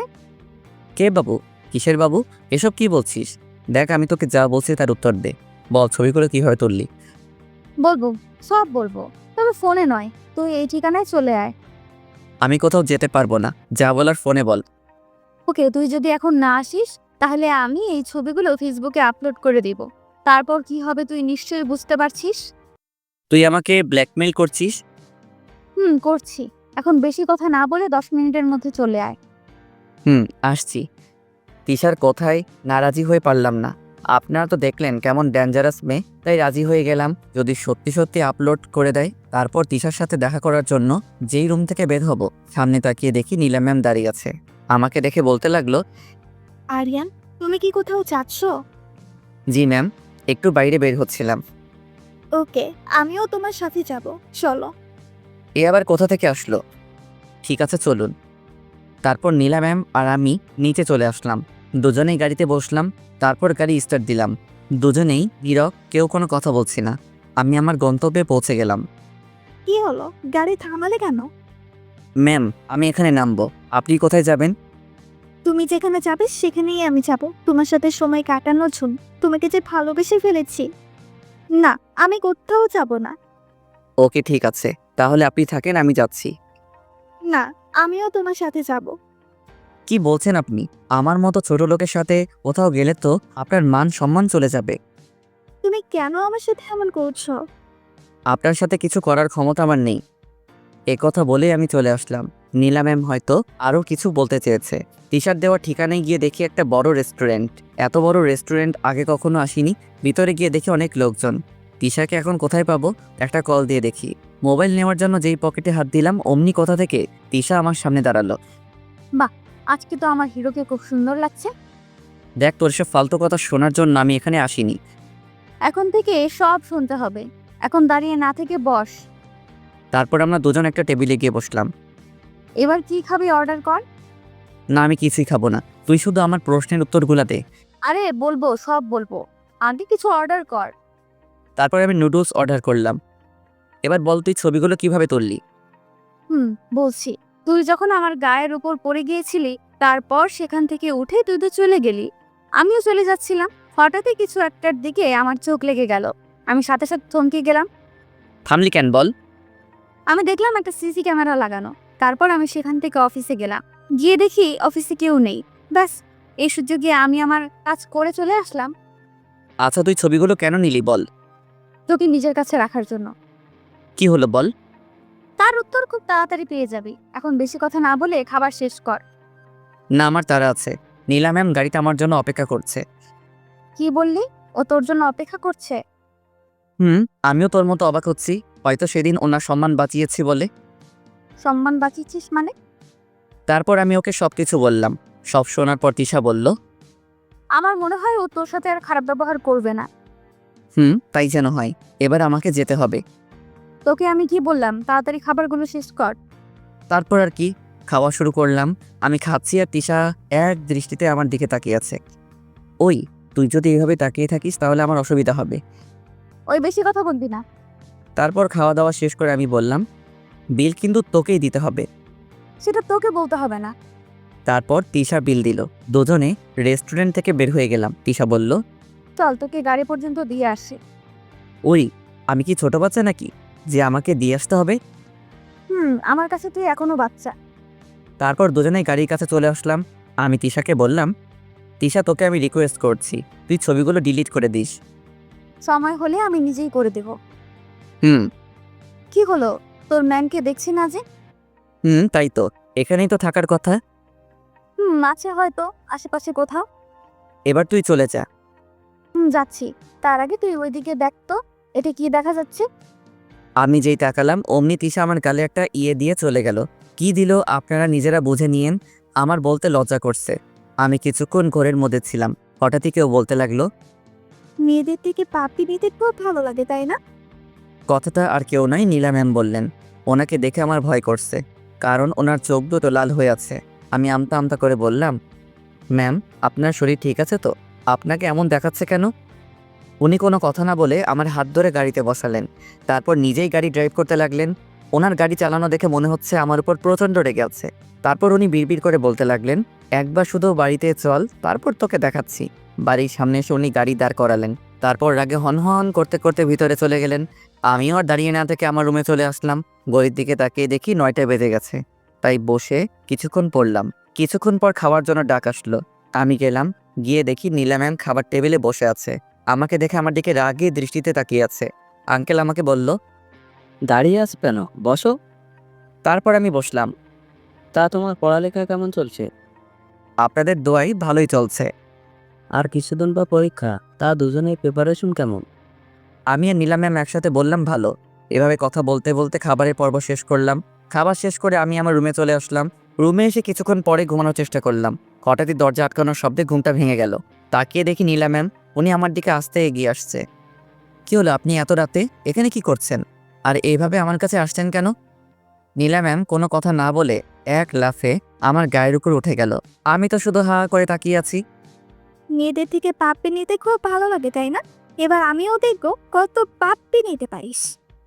এই কথা বলে নীলা ম্যাম আমার দিকে গালে মুখে ঠোঁটে পাগলের মতো কিস করতে লাগলো।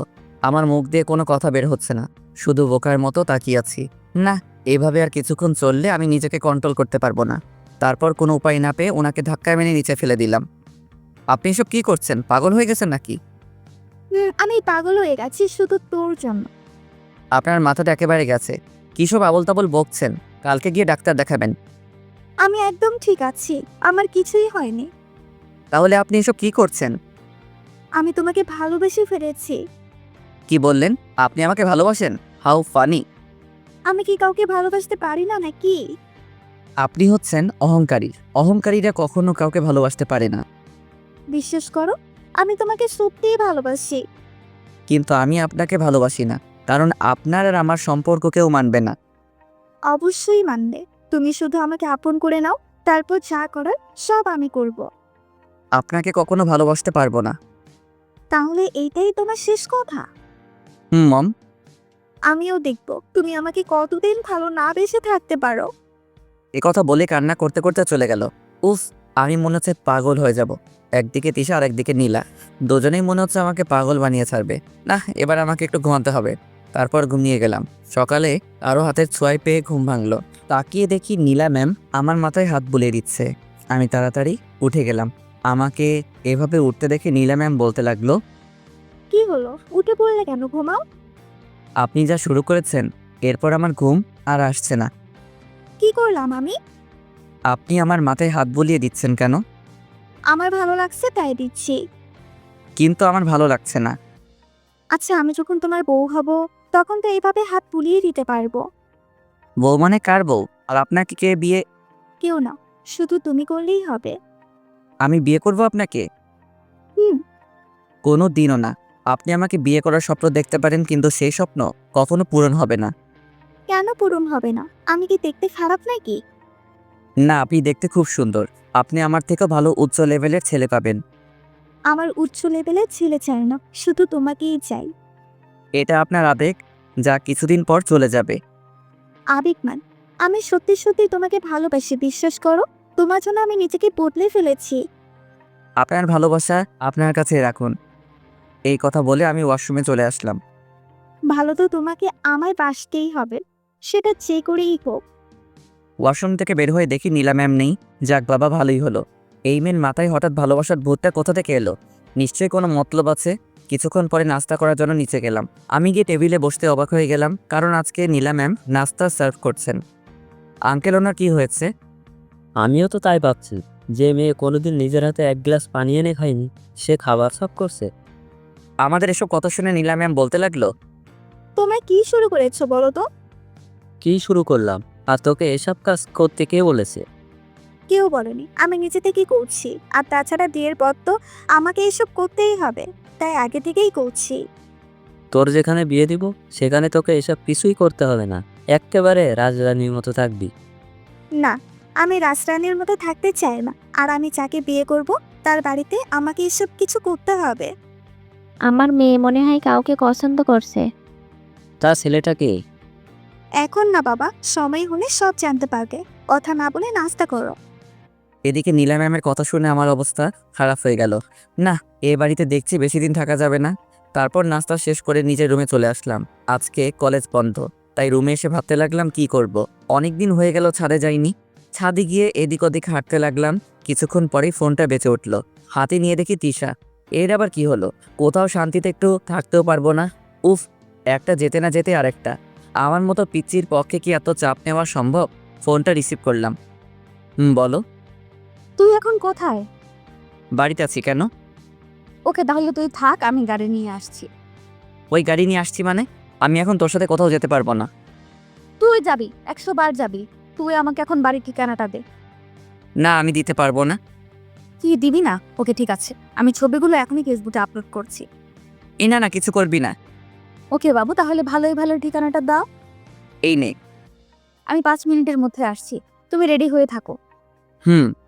তারপর তিশা ফোন কেটে দিল। কে ফোন দিয়েছিল? চেয়ে দেখি নীলা ম্যাম। একটা ফ্রেন্ড। কোন ফ্রেন্ড? সত্যি বলবে? আসলে কালকে যার সাথে দেখা করতে গিয়েছিলাম সে। এ কথা বলতে না বলতে নীলা ম্যাম তেলে বেগুনে চড়ে উঠল। তারপর বলতে লাগলো, তুই এই বুদ্ধিটার সাথে দেখা করতে যাচ্ছিস? তুই যদি বাড়ির বাহিরে এক পা রেখেছিস তাহলে আমি তোর ঠ্যাং ভেঙে ফেলবো। যাব 100 বার যাব। আপনি আমার কে হন? দেখতে চাস তুই আমার কে? এ কথা বলেই নীলা ম্যাম আমার মাথার পিছনে হাত দিয়ে ওনার ঠোঁটের সাথে আমার ঠোঁট লাগিয়ে দিলেন।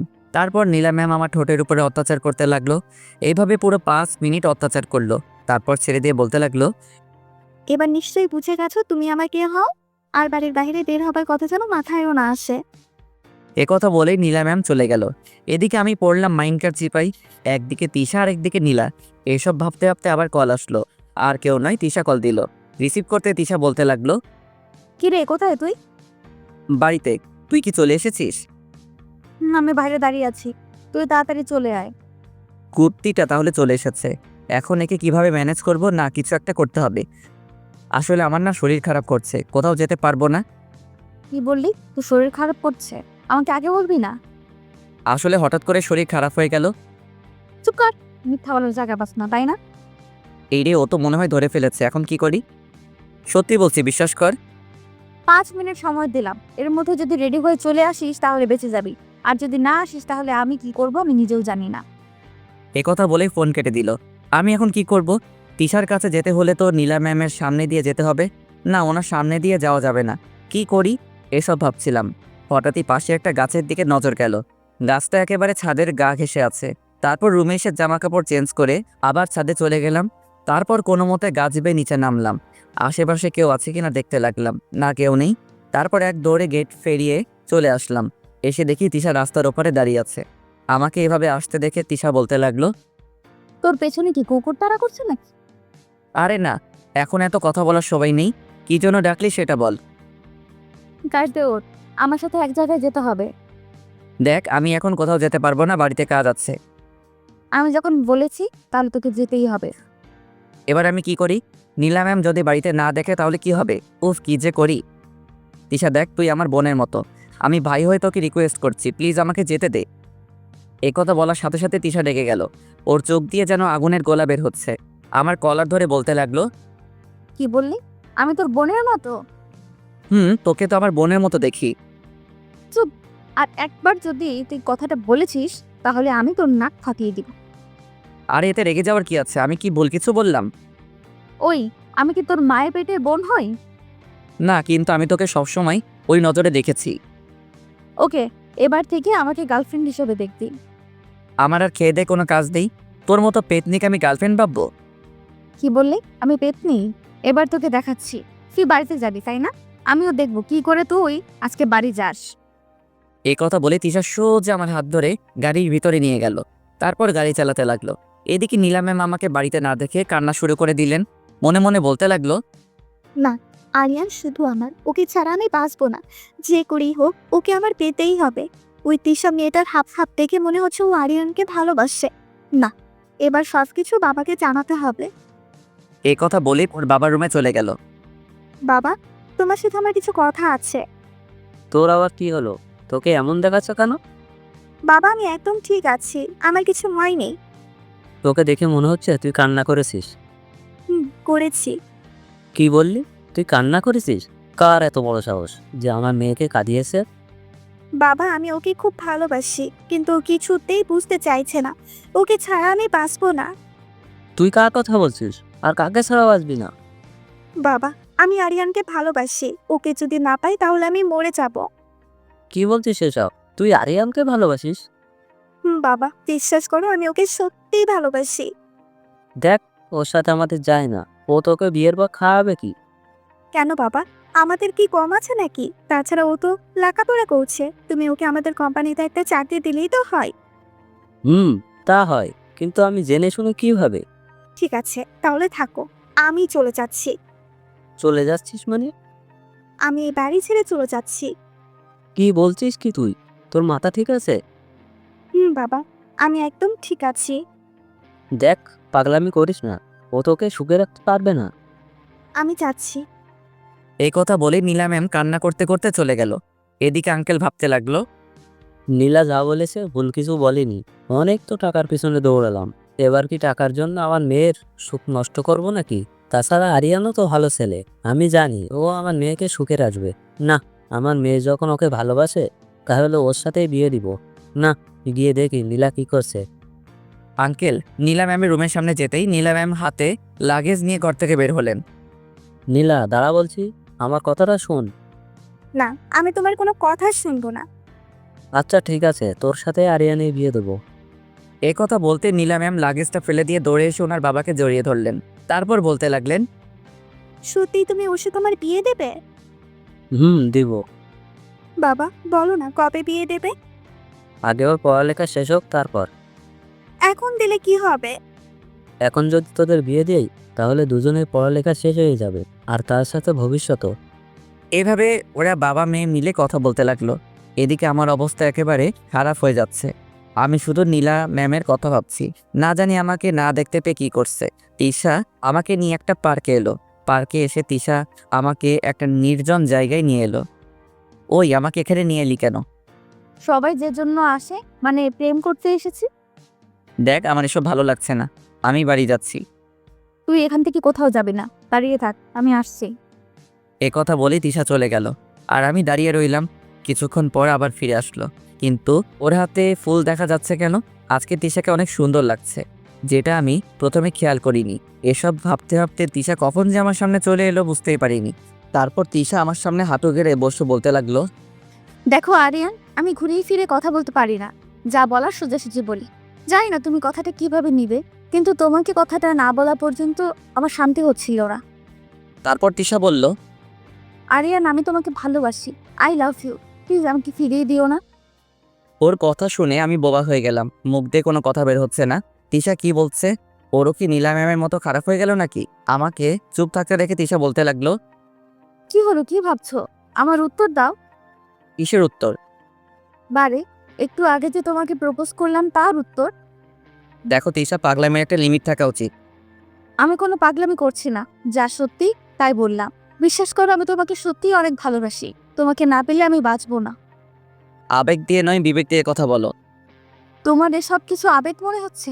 আমি আবেগ দিয়ে কোনো কথা বলছি না, যা বলার বিবেক দিয়ে বলছি। দেখ, তোর সাথে আমার যায় না। তুই কোথায় আর আমি কোথায়? আমাদের দুজনের মধ্যে আকাশ পাতাল তফাৎ।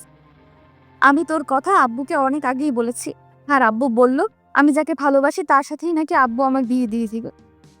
এ কথা শোনার জন্য আমি মোটেও প্রস্তুত ছিলাম না। কি? এবার তো আমাকে ভালোবাসতে তোর কোনো সমস্যা নেই। না, আমি তোকে ভালোবাসতে পারবো না। এ কথা বলার সাথে সাথে তিশা আমাকে জড়িয়ে ধরলো। তারপর আমার বুকের ভিতর মাথা গুঁজে দিয়ে কান্না করতে করতে বলতে লাগলো, বিশ্বাস করো, আমি তোমাকে সত্যিই অনেক ভালোবাসি। তোমাকে যেদিন কলেজে প্রথম দেখেছিলাম সেদিনই তোমার প্রেমে পড়ে যায়। তারপর তোমার সাথে থাকার জন্য বন্ধুত্ব করি, কিন্তু তুমি আমাকে বন্ধু হিসেবে মেনে নিতে পারোনি। তারপর ক্লাসে পড়া না বোঝার নাটক করি। আমি জানতাম স্যার আমাকে তোমার থেকে পড়া বুঝে নিতে বলবেন, আর আমিও এই সুযোগে তোমার সাথে থাকতে পারবো। এইসব বলে তিশা আমার বুকের ভিতর মাথা রেখে কান্না করতে লাগলো। আমি এখন কি বলবো কিছুই বুঝতে পারছি না। না, আগে পরীক্ষা করে দেখি তিশা কি আমাকে সত্যি সত্যি ভালোবাসে। ওকে, আমি তোকে একটা শর্তে ভালোবাসতে পারি। কি সত্য বল, আমি সব কিছু পারবো। ওকে ঠিক আছে, তাহলে আমার সাথে রুম ডেট করতে হবে। কি? জানতাম তুই পারবি না। কে বলেছে আমি পারবো না? ঠিক আছে, এটাই যদি আমার ভালোবাসার পরীক্ষা হয় তাহলে তাই করব। বলো আমাকে কোথায় আসতে হবে? যা বলছিস ভেবে বলছিস তো? আমি ভেবেই বলছি। ওকে, তাহলে বিকাল 4টায় এই ঠিকানায় চলে আসিস। ঠিক আছে, আসবো। আপনারা আবার রুম ডেট করার ব্যাপারটা খারাপভাবে নিয়েন না। আমি শুধু ওকে পরীক্ষা করার জন্য কথাটা বললাম। এবার বুঝতে পারবো ও আমাকে সত্যি ভালোবাসে নাকি বাসে না। ও যদি আসে তাহলে বুঝবো ও আমাকে সত্যি ভালোবাসে, আর যদি না আসে তাহলে আর কি। আমি বাড়িতে যাওয়ার জন্য রওনা দিলাম। ঘড়ির দিকে তাকিয়ে দেখি 12:30 বেজে গেছে। না জানি আজকে বাড়িতে গেলে আমার উপর দিয়ে কোন ঝড় যাবে। একটা রিক্সা নিয়ে বাড়ির সামনে চলে আসলাম। তারপর বাড়িতে ঢুকলাম। চোরের মতো চুপি চুপি নিজের রুমে গেলাম। রুমে গিয়ে দরজা বন্ধ করে দিলাম। তারপর বলতে লাগলাম, যাক বাবা, তাহলে নীলা ম্যাম এখনও কিছু জানে না। কেউ একজন বলে উঠল, আমি সব জানি। তারপর আমি বিছানার দিকে তাকিয়ে দেখি নীলা ম্যাম বিছানায় বসে আছে আর আমার দিকে রাগী দৃষ্টিতে তাকিয়ে আছে। এই রে, আবার এখানে কিভাবে এলো? আরে ম্যাম, আপনি আমার রুমে কি করছেন? দেখতে আসলাম আমার বাবুটা কি করছে। উনি আমার দিকে এগিয়ে আসতে আসতে বলতে লাগলেন। তা স্যার, আপনি কোথায় গিয়েছিলেন? উনি একদম আমার কাছে চলে আসলেন। আমতা আমতা করে বলতে লাগলাম, না মানে আমি তো বাগানে গিয়েছিলাম। ও আচ্ছা, আপনি বাগানে গিয়েছিলেন বুঝি? তা বাগানে গেলে বুঝি নতুন জামা কাপড় পরে যেতে হয়? ওনার কথাগুলো আমার সুবিধার মনে হচ্ছে না, যেন মনে হচ্ছে এক্ষুনি আমার উপর দিয়ে ঝড় বয়ে যাবে। না মানে আসলে আমার জামা কাপড়গুলো আজকে ধুয়ে দিলাম তো, তাই নতুন জামা পরতে হলো। এই কথা বলার সাথে সাথে নীলা ম্যাম আমাকে এক ধাক্কা দিয়ে বিছানায় ফেলে দিলেন। তারপর আমার গায়ের উপর বসে বলতে লাগলেন, চুপ কর কুত্তা, যদি আরেকবার মিথ্যে কথা বলিস তাহলে আমি তোর কি হাল করবো আমি নিজেও জানেন। এবার সত্যি করে বল কোথায় গিয়েছিলি? আসলে তিশার সাথে দেখা করতে গিয়েছিলাম। আমি বারণ করার পরেও তুই ওর সাথে দেখা করতে গেলি? না, এই শাস্তি তোকে পেতে হবে। আপনি আমার উপর থেকে সরুন, তারপর যা শাস্তি দেওয়ার দিবেন। এ কথা বলতেই নীলা ম্যাম আমার মাথার পিছনে হাত দিয়ে ওনার ঠোঁটের সাথে আমার ঠোঁটটা লাগিয়ে দিলেন। এভাবে অনেকক্ষণ আমার ঠোঁটের উপর অত্যাচার করলেন। আমি ওনাকে কোনো মতে সরালাম। আমার অনেক রাগ হলো। আমি উঠে ঠাস করে ওনার গালে একটা চড় বসিয়ে দিলাম। তারপর বলতে লাগলাম, কি পেয়েছেন কি?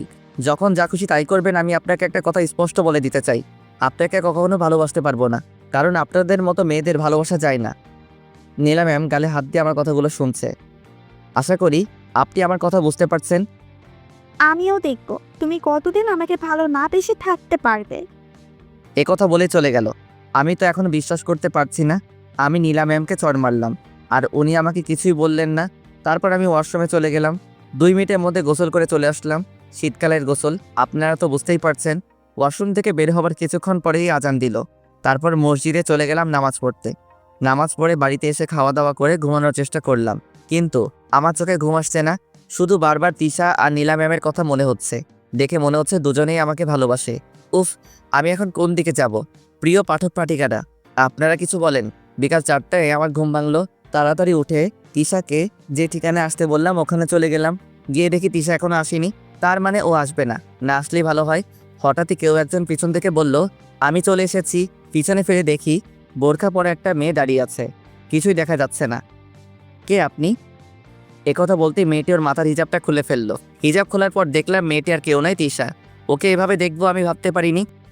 তোমার যা করার তাড়াতাড়ি করো, আমার বাড়িতে কাজ আছে। আচ্ছা, এখানে বসো। ও বসলো। ও বসার পর আমি ওকে বললাম, তুই এখানে কেন এলি? আমার ভালোবাসার পরীক্ষা দিতে। কেন, তুই জানিস না বিয়ের আগে এসব করা ঠিক নয়? জানি, কিন্তু তোমাকে যে অনেক ভালোবেসে ফেলেছি। আমার মতো ছোট লোকের মধ্যে কি এমন দেখলি যে আমাকে ভালোবাসতে হলো? এ কথা বলতেই তিশা রেগে গেল। তারপর বলতে লাগলো, তুই কি আমাকে এখানে এসব বলার জন্য আনলি? সত্যি কথা বলতে রুম ডেট করার কথাটা আমি তোকে এমনি বলছিলাম। আমি আসলে দেখতে চেয়েছিলাম তুই আমাকে কতটা ভালোবাসিস। এ কথা বলার পর তিশা রেগে গিয়ে যা করলো, তারপর বলতে লাগলো, তুই বললি তুই আমাকে পরীক্ষা করছিলি? প্লিজ তুই রাগ করিস না। আচ্ছা ঠিক আছে, রাগ করবো না। আমাকে এটা বল, আমি কি পরীক্ষায় উত্তীর্ণ হতে পেরেছি? পেরেছিস। এ কথা বলতে না বলতেই তিশা আমাকে হুট করে জড়িয়ে ধরলো। তারপর বলতে লাগলো, তার মানে তুই আমাকে এবার থেকে ভালোবাসবি? আমি এখন কি বলবো কিছুই বুঝতে পারছি না। আমাকে চুপ থাকতে দেখে তিশা আবার বলতে লাগলো, কি হলো বল। দেখ তিশা, আমি তোকে আগে বলেছি এখনো বলছি, তোকে আমি ভালোবাসতে পারবো না। প্লিজ, কেন আমার সাথে এমন করছিস? সত্যিই তোকে আমি অনেক ভালোবেসে ফেলেছি। দেখ, আমার কিছু করার নেই। তুই যদি আমাকে ভালো না বাসিস তাহলে আমি এক্ষুনি এই ছুরি দিয়ে নিজেকে শেষ করে দেব। ওর হাতের দিকে তাকাতে একটা ছুরি দেখতে পেলাম। ওর হাতে ছুরি দেখে আমার ভয় করতে লাগলো। তিশা দেখ, পাগলামি করিস না, ছুরিটা হাত থেকে ফেলে দে। না, আজকে আমি নিজেকে শেষ করে দেব। তোকে যখন পাবো না তাহলে আর এই জীবন রেখে কি লাভ? তুই আমার থেকে ভালো কাউকে জীবন সাথী করে পাবি। ও কান্না করতে করতে বলতে লাগলো, তোকে আমি কতবার বলবো, আমি ভালো কাউকে চাই না, শুধু তোকে চাই। মুখ দিয়ে কোনো কথা বের হচ্ছে না। আমি 1 থেকে 3 পর্যন্ত গুনবো। এর ভেতর যদি তুই আমাকে কাছে টেনে না নিস তাহলে আমি এই ছুরি দিয়ে নিজেকে শেষ করে দিব। এবার পড়লাম মহাবিপদে। ও যা জেদি মেয়ে, যদি সত্যি সত্যি কিছু করে ফেলে। এদিকে তিশা কাউন্ট শুরু করে দিল। 1 বলার পর কিছুক্ষণ আমার দিকে তাকিয়ে রইল। এভাবে 3 পর্যন্ত গোনা শেষ করে বলতে লাগলো, তোকে নিয়ে আমি অনেক স্বপ্ন দেখেছিলাম, তোর সাথে সারা জীবন কাটাতে চেয়েছিলাম, কিন্তু তুই আমাকে সেই সুযোগ দিসনি। বিশ্বাস কর, তোকে আমি অনেক ভালোবাসি, কিন্তু তুই আমার ভালোবাসাটা বুঝতে পারিসনি। আমি এতক্ষণ দাঁড়িয়ে দাঁড়িয়ে কথাগুলো শুনছিলাম। আমার তো বিশ্বাস হচ্ছে না, একটা মেয়ে আমাকে এত ভালোবাসে, আর আমি কি না তার ভালোবাসাকে আবেগ বলে উড়িয়ে দিচ্ছি। ভালো থাকিস, আর কখনো তোকে বিরক্ত করব না। এ কথা বলেই ও ছুরিটা হাতের শিরার উপর রাখলো, তারপর চোখ বন্ধ করে ফেললো। যেই শিরা কাটতে অমনি আমি দৌড়ে গিয়ে ওর হাত থেকে ছুরিটা ফেলে দিলাম। তারপর ওকে শক্ত করে বুকে জড়িয়ে ধরলাম। বুকের ভিতর জড়িয়ে ধরতেই ও একদম শান্ত হয়ে গেল। এভাবে কতক্ষণ ছিলাম জানি না। কিছুক্ষণ পর ও বুক থেকে মাথা তুলে আমার দিকে তাকিয়ে রইল। আমি ওর কপালে একটা চুমু দিলাম। সাথে সাথে ও আমাকে আবার জড়িয়ে ধরে কান্না করে দিল। এত কান্না কিসের? কান্না বন্ধ কর বলছি। আনন্দে কান্না করছি। ধুর পাগলি, আনন্দে কি মানুষ কান্না করে নাকি? কেউ না করলেও আমি করি। আমাকে কথা দে, কখনো আমাকে ছেড়ে যাবি না। ওর ডান হাতটা শক্ত করে ধরে বললাম, যতদিন এ দেহে প্রাণ আছে ততদিন তোকে ছেড়ে কোথাও যাব না। মনে থাকে যেন। ওই, আমরা কি এখনো একে অপরকে তুই করে বলবো নাকি? আমরা একে অপরকে তুই করে বলবো। কি বলিস? আজ থেকে আমি ছাড়া যদি অন্য কোনো মেয়ের দিকে তাকিয়েছিস, তাহলে তোর অবস্থা খারাপ করে ফেলবো। নীলা ম্যামের দিকেও না। তুই যদি আরেকবার ওই মেয়ের নাম মুখে আনিস, আরে আমি তো তোকে রাগানোর জন্য বলছি। ওই মেয়ের থেকেই সবসময় দূরে দূরে থাকবি। ওর সাথে একদম কথা বলবি না। চাইলেও আর সেটা সম্ভব না। মানে বুঝলাম না। মানে নীলা ম্যাম আমাকে ভালোবাসে। একথা বলতে তিশা আমাকে ওর গায়ের সমস্ত শক্তি দিয়ে জড়িয়ে ধরলো।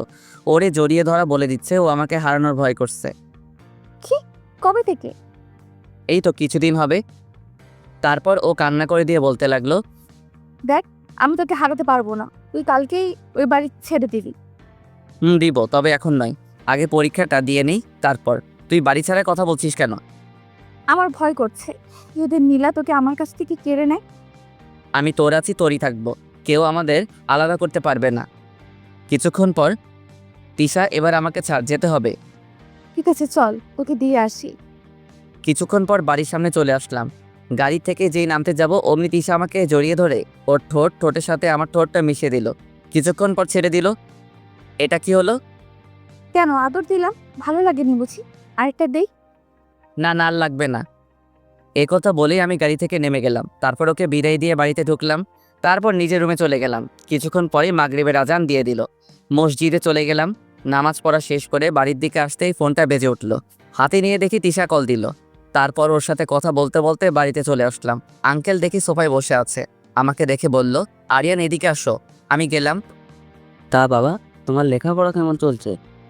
আপনাদের দোয়ায় ভালোই চলছে।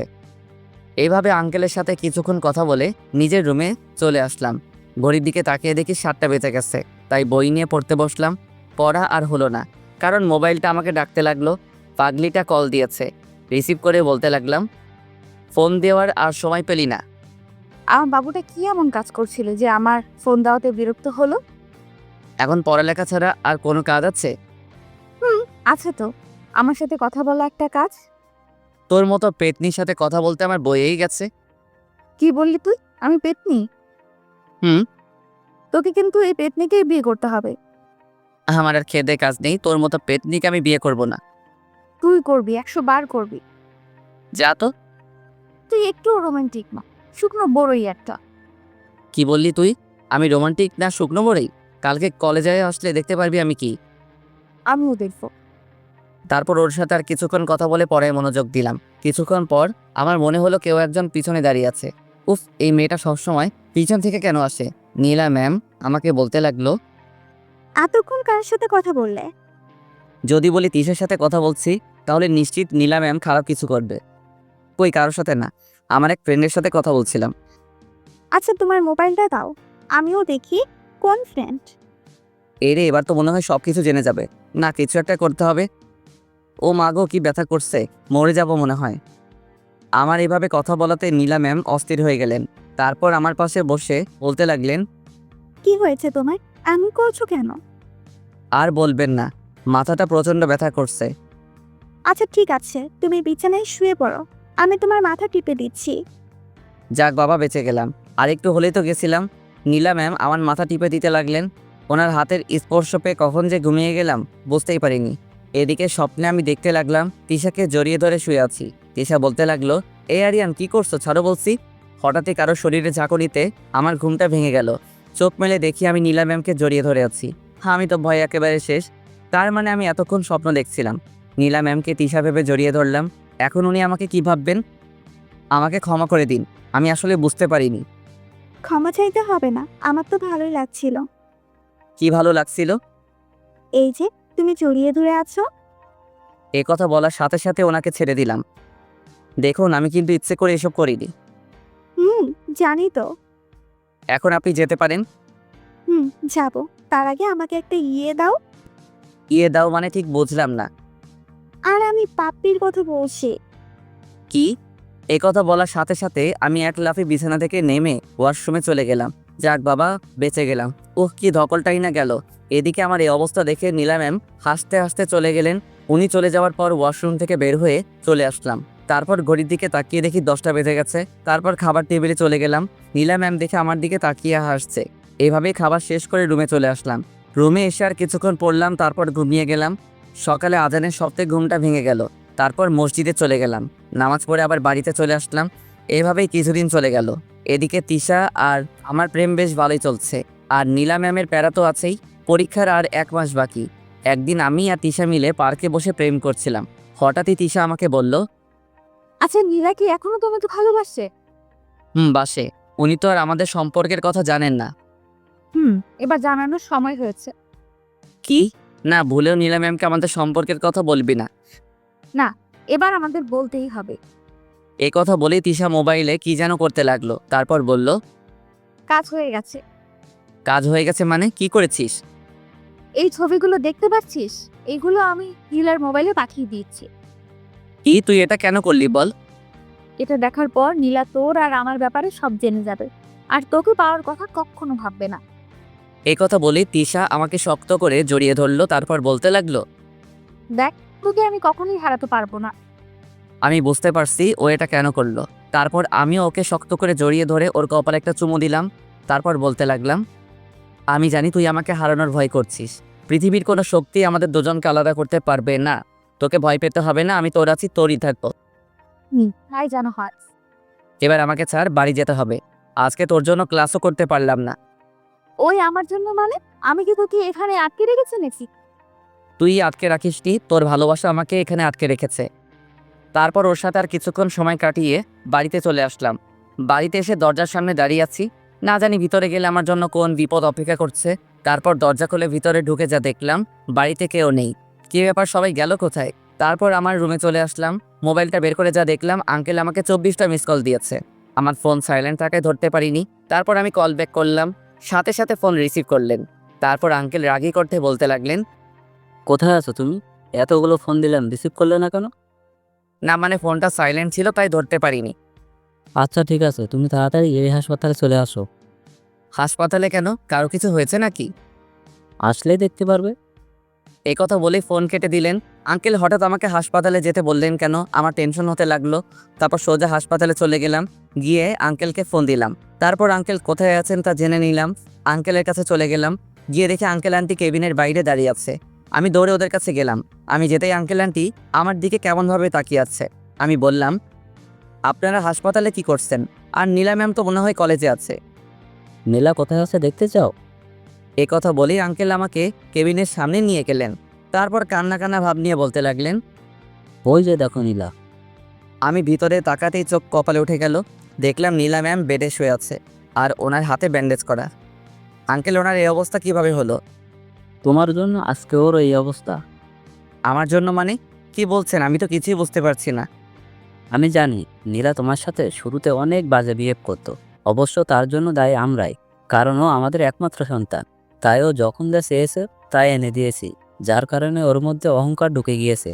যেদিন তুমি ওর জীবন বাঁচিয়েছিলে সেদিন থেকেই ও তোমাকে নিয়ে ভাবতে শুরু করে। তারপর একটা সময় ও তোমাকে সত্যি ভালোবেসে ফেলে। তোমাকে ভালোবাসার পর থেকে ও অনেক পাল্টে যায়, কিন্তু তুমি ওর ভালোবাসা উপেক্ষা না করে অন্য একজনকে ভালোবাসলে, সেটাও মেনে নিতে পারেনি। তাই ও সুসাইড করার চেষ্টা করেছে। ওর মোবাইলে কিছু ছবি দেখতে পেয়েই আমি বুঝতে পারি কেন সুইসাইড করার চেষ্টা করলো। বিশ্বাস করো, আমার মেয়েটা তোমাকে সত্যি অনেক ভালোবাসে। তোমাকে না পেলেও বাঁচবে না। অবাক হয়ে ওনার কথা শুনছি। তোমার আর ওই মেয়েটার সম্পর্ক কতদিনের? আঙ্কেল 2 মাস হবে। হঠাৎই আঙ্কেল হাত জোর করে বলতে লাগলেন। আমি তোমার কাছে হাত জোর করে আমার মেয়ের জীবন ভিক্ষা চাইছি। আন্টিও কান্নাকাটি করতে লাগলেন। আরে আঙ্কেল কি করছেন? আপনারা আমার গুরুজন, প্লিজ এভাবে বলবেন না। এবার পড়লাম মহা বিপদে। এখন আমি কি করব? নীলা ম্যামকে তো আমি কখনোই মেনে নিতে পারবো না। আমার মেয়ের জীবন কিন্তু তোমার হাতে।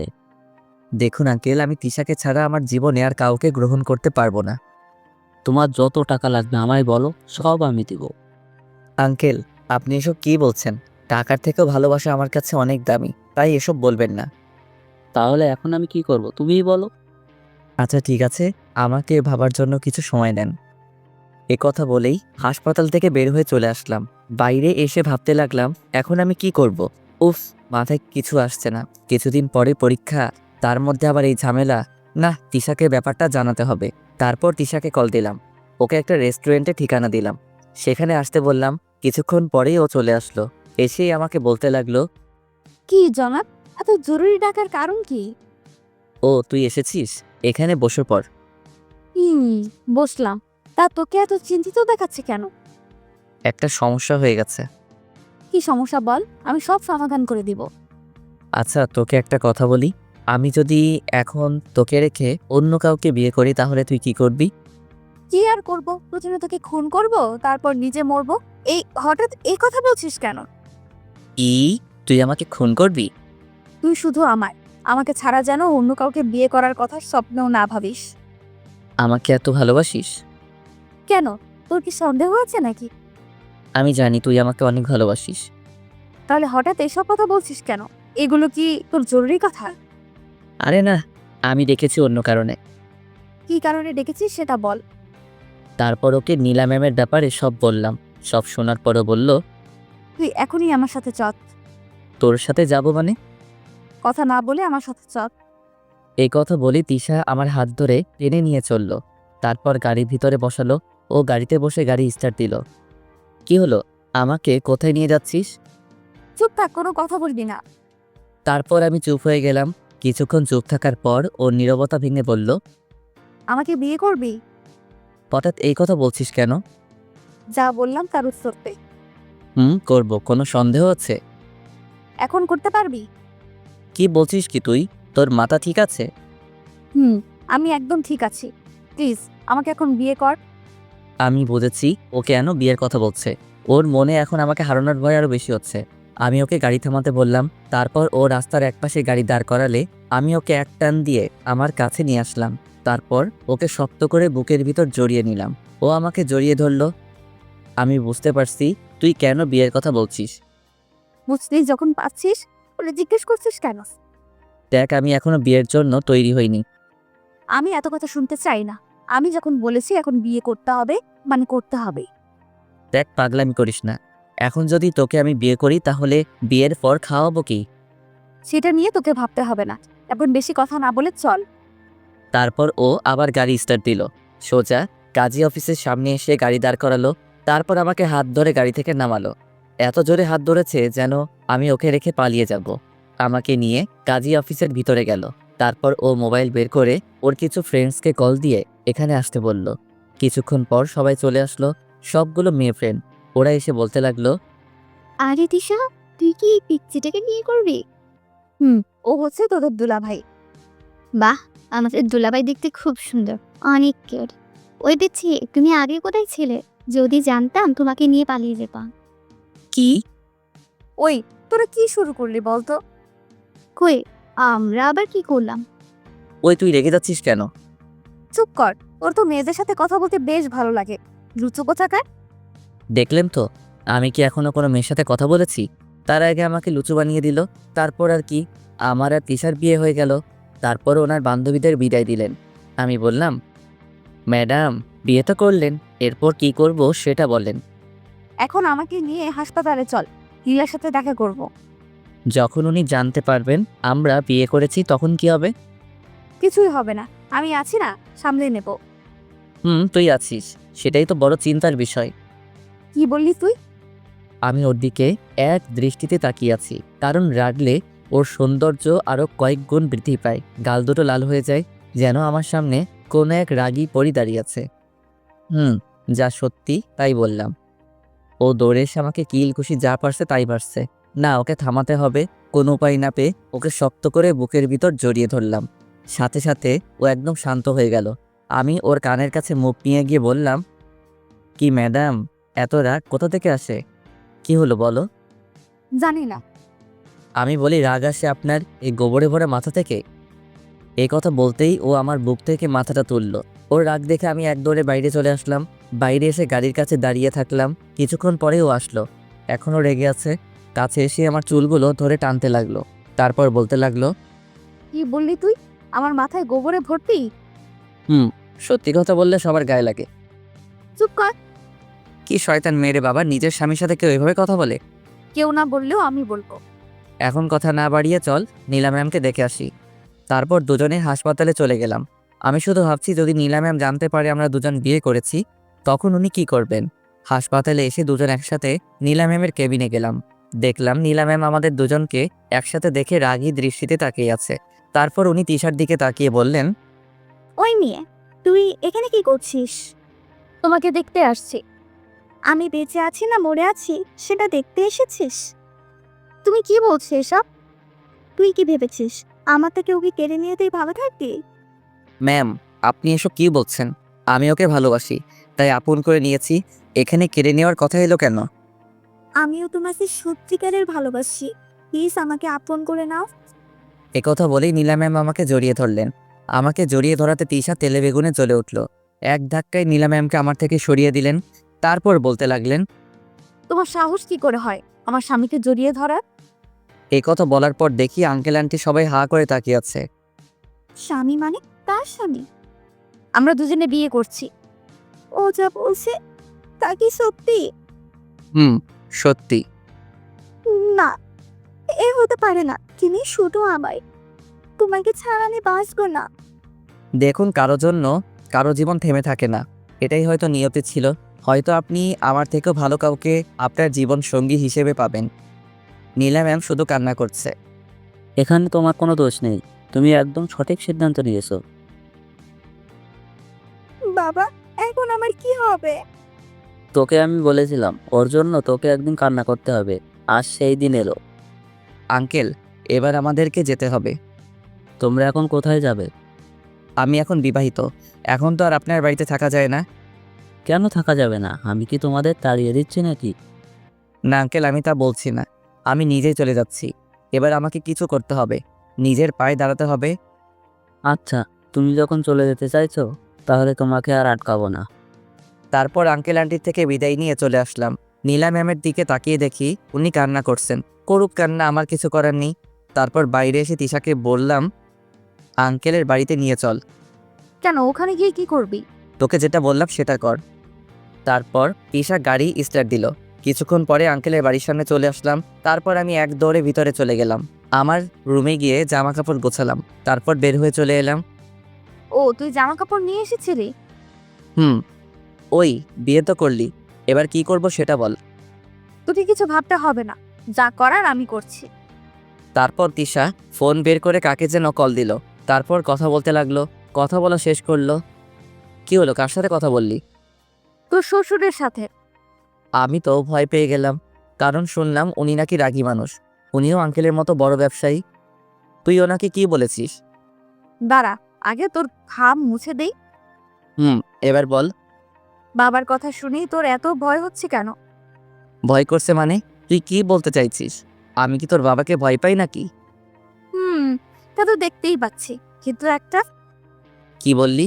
আমি ভীতু? দাঁড়া দেখাচ্ছি।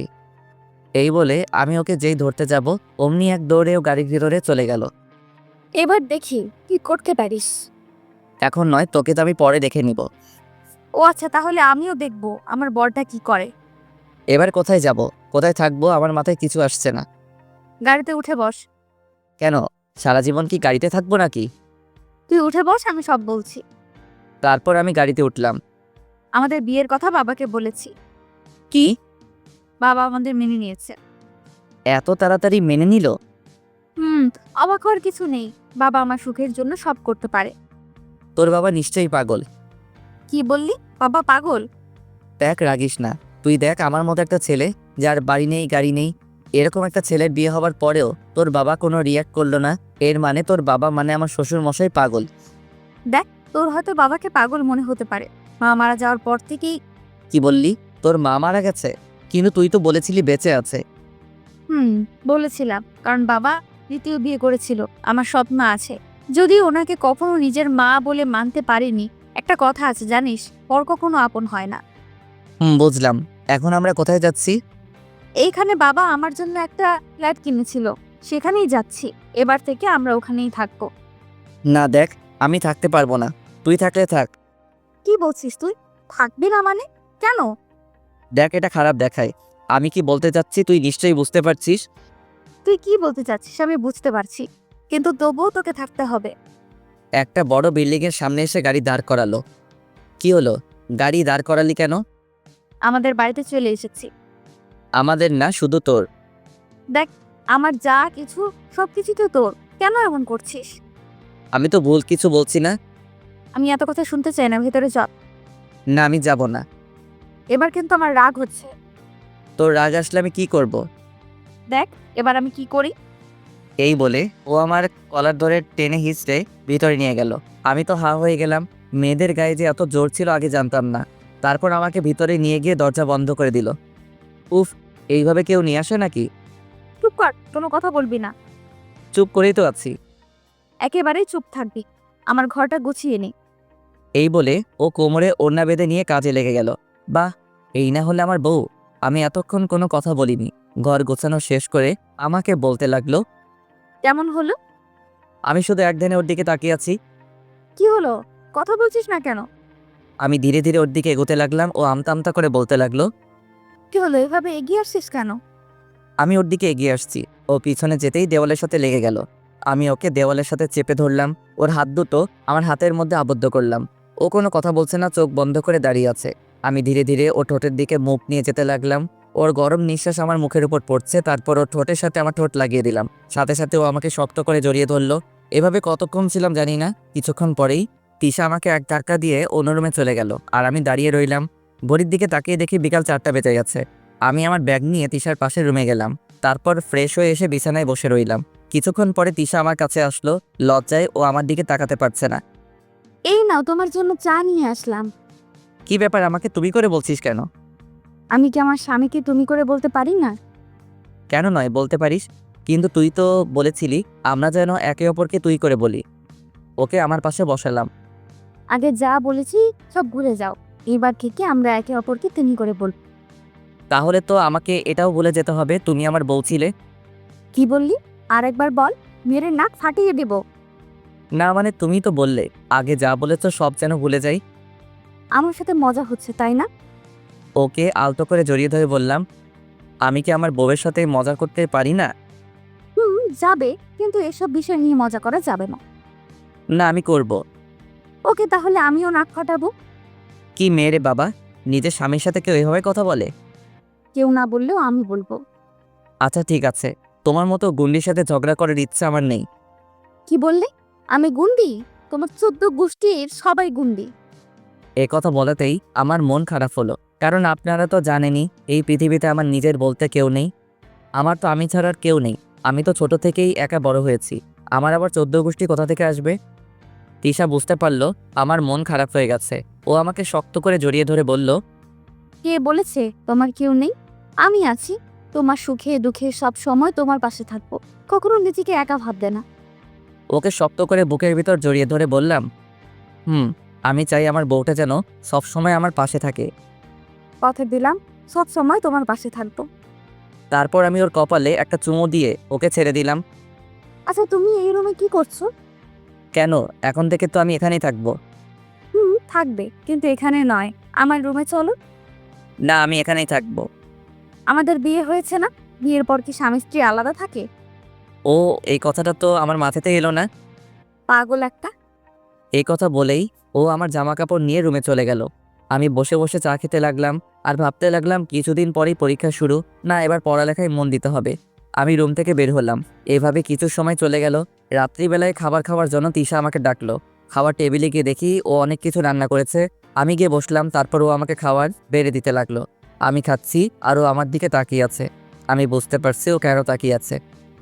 এভাবে তাকিয়ে থাকলে তো আমার পেট খারাপ হবে। আচ্ছা ঠিক আছে, তুমি খাও, আমি তাকাবো না। তা আমার বউটা মনে হয় আগে খেয়ে ফেলছে। খেয়েছি, তুমি খেয়ে নাও। এই কথা বলতেই আমি ওকে আমার কাছে নিয়ে আসলাম। তারপর আমার পাশে বসালাম। তারপর এক লোকমা খাবার ওর মুখের সামনে ধরলাম। কি হলো, খাও, আমি কিন্তু শেষবার বলছি। এই কথা বলতেই ও ভয় পেয়ে গেল। তারপর খেতে লাগলো। দুজনে খাবার শেষ করে রুমে আসলাম। আমি বই বের করে পড়তে বসলাম। ও আমার দিকে রাগী দৃষ্টিতে তাকিয়ে আছে। কি হলো, এভাবে তাকিয়ে আছো কেন? আজকে আমাদের কিসের রাত? কিসের কথা বলছিস? মনে করে বল, না হলে তোর কপালে দুঃখ আছে। আর আমি তো কিছুই বুঝতে পারছি না, তুই কি বলছিস? কুত্তা, আজকে আমাদের বাসর রাত। ও আমি তো ভুলেই গেছিলাম। আসলে কিছুদিন পর পরীক্ষা, তাই টেনশনে আছি। চুপ কর। ওই নিজের স্বামীর সাথে কেউ এভাবে কথা বলে? তুই এক্ষুনি রুম থেকে বের হও। বের হব মানে? যেটা বলছিস সেটা কর। না, এখন ওর সামনে আর থাকা যাবে না। তারপর বের হওয়ার সময়ও বলল, ঠিক 10 মিনিট পর ভেতরে আসবে। যথা আজ্ঞা মহারানী। এই কথা বলে বের হয়ে চলে আসলাম। বাইরে এসে দাঁড়িয়ে আছি। কিছুদিন পর পরীক্ষা, কোথায় পড়ালেখা তা না, বাসর করার কথা বলছে। হাতের ঘড়িটার দিকে তাকিয়ে দেখি 10 মিনিট হয়ে গেছে। তারপর আমি ভিতরে গেলাম। বিছানার দিকে তাকিয়ে দেখি কেউ একজন লাল শাড়ি পরে বিছানায় বসে আছে। সেটা আর কেউ নয়, তিশা। তারপর ও উঠে আমার দিকে এগিয়ে আসতে লাগলো। আমার কাছে এসে আমাকে সালাম করলো। তারপর আমি ওকে টেনে তুললাম। ও মাথা নিচু করে দাঁড়িয়ে আছে। আমি ওর থুতনিটা ধরে ওর মুখটা উপরের দিকে তুললাম। দেখলাম লজ্জামাখা দৃষ্টিতে আমার দিকে তাকিয়ে আছে। তারপর আমি ওকে শক্ত করে বুকের ভিতর জড়িয়ে ধরলাম। ও আমাকে জড়িয়ে ধরলো। তারপর বলতে লাগলো, এই আমাকে কোলে নাও। এখন কোলে উঠে কি করবে? যেটা বললাম সেটা করো না। না বা আমি এ আটার বস্তা করে নিতে পারবো না। কি বললে, আমি আটার বস্তা? আচ্ছা ঠিক আছে, নিতে হবে না। একথা বলে ও গাল ফুলিয়ে অন্যদিকে তাকিয়ে আছে। বুঝতে পারলাম ও রাগ করেছে। তারপর আমি ওকে কোলে নিলাম। ওর মুখে হাসি ফুটে উঠেছে। এবার বলুন কি করতে হবে? আমাকে নিয়ে ছাদে চলো। যথা আজ্ঞা মহারানী। তারপর ওকে কোলে নিয়ে ছাদে আসলাম। এসে ওকে দোলনায় বসিয়ে দিলাম। আমি ওর কোলে মাথা রেখে শুয়ে পড়লাম। আজকে দেখো কি সুন্দর চাঁদ উঠেছে। কিন্তু আমি দেখবো না। কি বলো, এত সুন্দর চাঁদ আর তুমি দেখবে না? কারণ আমার পাশে তার থেকেও সুন্দর একটা চাঁদ আছে। ইস, তুমিও না, কি যে বলো। এভাবে কথা বলতে বলতে দুজন কিছুক্ষণ চন্দ্রবিলাস করলাম। তৃষা বলল, চলো এবার রুমে যাই। ওকে মহারানী চলেন। তারপর ওকে আবার কোলে নিয়ে রুমে আসলাম। এসে ওকে বিছানায় বসিয়ে দিলাম। আজকে কিন্তু আমাকে অনেক আদর করতে হবে। আমি এখন কিছু করতে পারবো না। একথা বলে যেই চলে আসবো, অমনি তৃষা আমাকে এক কান দিয়ে ওর গায়ের উপর ফেলে দিল। তারপর ও যা চাইলো তাই হইল। শয়তান মাইয়া আমার ইজ্জত লুটে নিল। 5 বছর পর আজ আমি প্রতিষ্ঠিত। আমার গাড়ি আছে, বাড়ি আছে। আমি একজন ইঞ্জিনিয়ার। যদিও এসব কিছুর পিছনে সবচেয়ে বড় অবদান হলো তৃষার। ওর সাপোর্ট না পেলে হয়তো আমি এত দূর আসতে পারতাম না। বাড়ির ছাদে দাঁড়িয়ে এসব কথা ভাবছি। হঠাৎই কারো হাতের ছোঁয়া পেলাম। আর কেউ নয়, আমার সহধর্মিণী তৃষা। এই কি, তুমি এই সময় এখানে কি করছো? ভালো লাগছে না, তাই ছাদে আসলাম। কি বলছো? তোমার শরীর ঠিক আছে তো? ঠিক আছে। আচ্ছা, অবনী কোথায়? ও ঘুমাচ্ছে। এখন আপনাদের অবনীর পরিচয় দিই। অবনী হচ্ছে আমার আর তৃষার মেয়ে। একেবারে দুষ্টু। সারাদিন শুধু আমার পেছনে পড়ে থাকে। বলতে গেলে ওদের দুজনকে নিয়ে আমার পৃথিবী। কি হলো, কিছু বলবে? বাবা ফোন করেছিল, আমাদের যেতে বললো। তোমরা গেলে যাও, আমি কোথাও যেতে পারবো না। না, তোমাকে যেতে হবেই, তুমি না গেলে আমরাও যাব না। ঠিক আছে, তাহলে যেও না। আমি যদি একবার অবনীকে কথাটা বলি তাহলে কি হবে বুঝতে পারছো? আমাকে বলতে হবে না, আমি সব শুনেছি। কথাটা আর কেউ নয়, আমার পিচ্চি পরিটা বলেছে। আমি ওকে কোলে নিয়ে বললাম, মামনি তুমি কি শুনেছ? আমি শুনেছি তুমি মায়ের সাথে ঝগড়া করেছিলে। আমরা তো এমনি কথা বলছিলাম। সত্যি বলছো তো? আমি কি আমার প্রিন্সেসের সাথে মিথ্যা কথা বলতে পারি? একদম না। বাবা মেয়ের মধ্যে তো দেখছি বেশ ভাব জমেছে। দেখেছো মামনি, তোমার এমন হিংসা হচ্ছে। হিংসটে কোথাকার। কি বললে? আমি হিংসুটে? দাঁড়াও দেখাচ্ছি। বাবা তুমি পালাও, না হলে মা তোমাকে আসতে রাখবে না। মেয়ের কথা শুনে দৌড়াতে লাগলাম। তৃষা আমাকে তাড়া করছে। আল্লাহ জানে আজকে আমাকে কত কিলোমিটার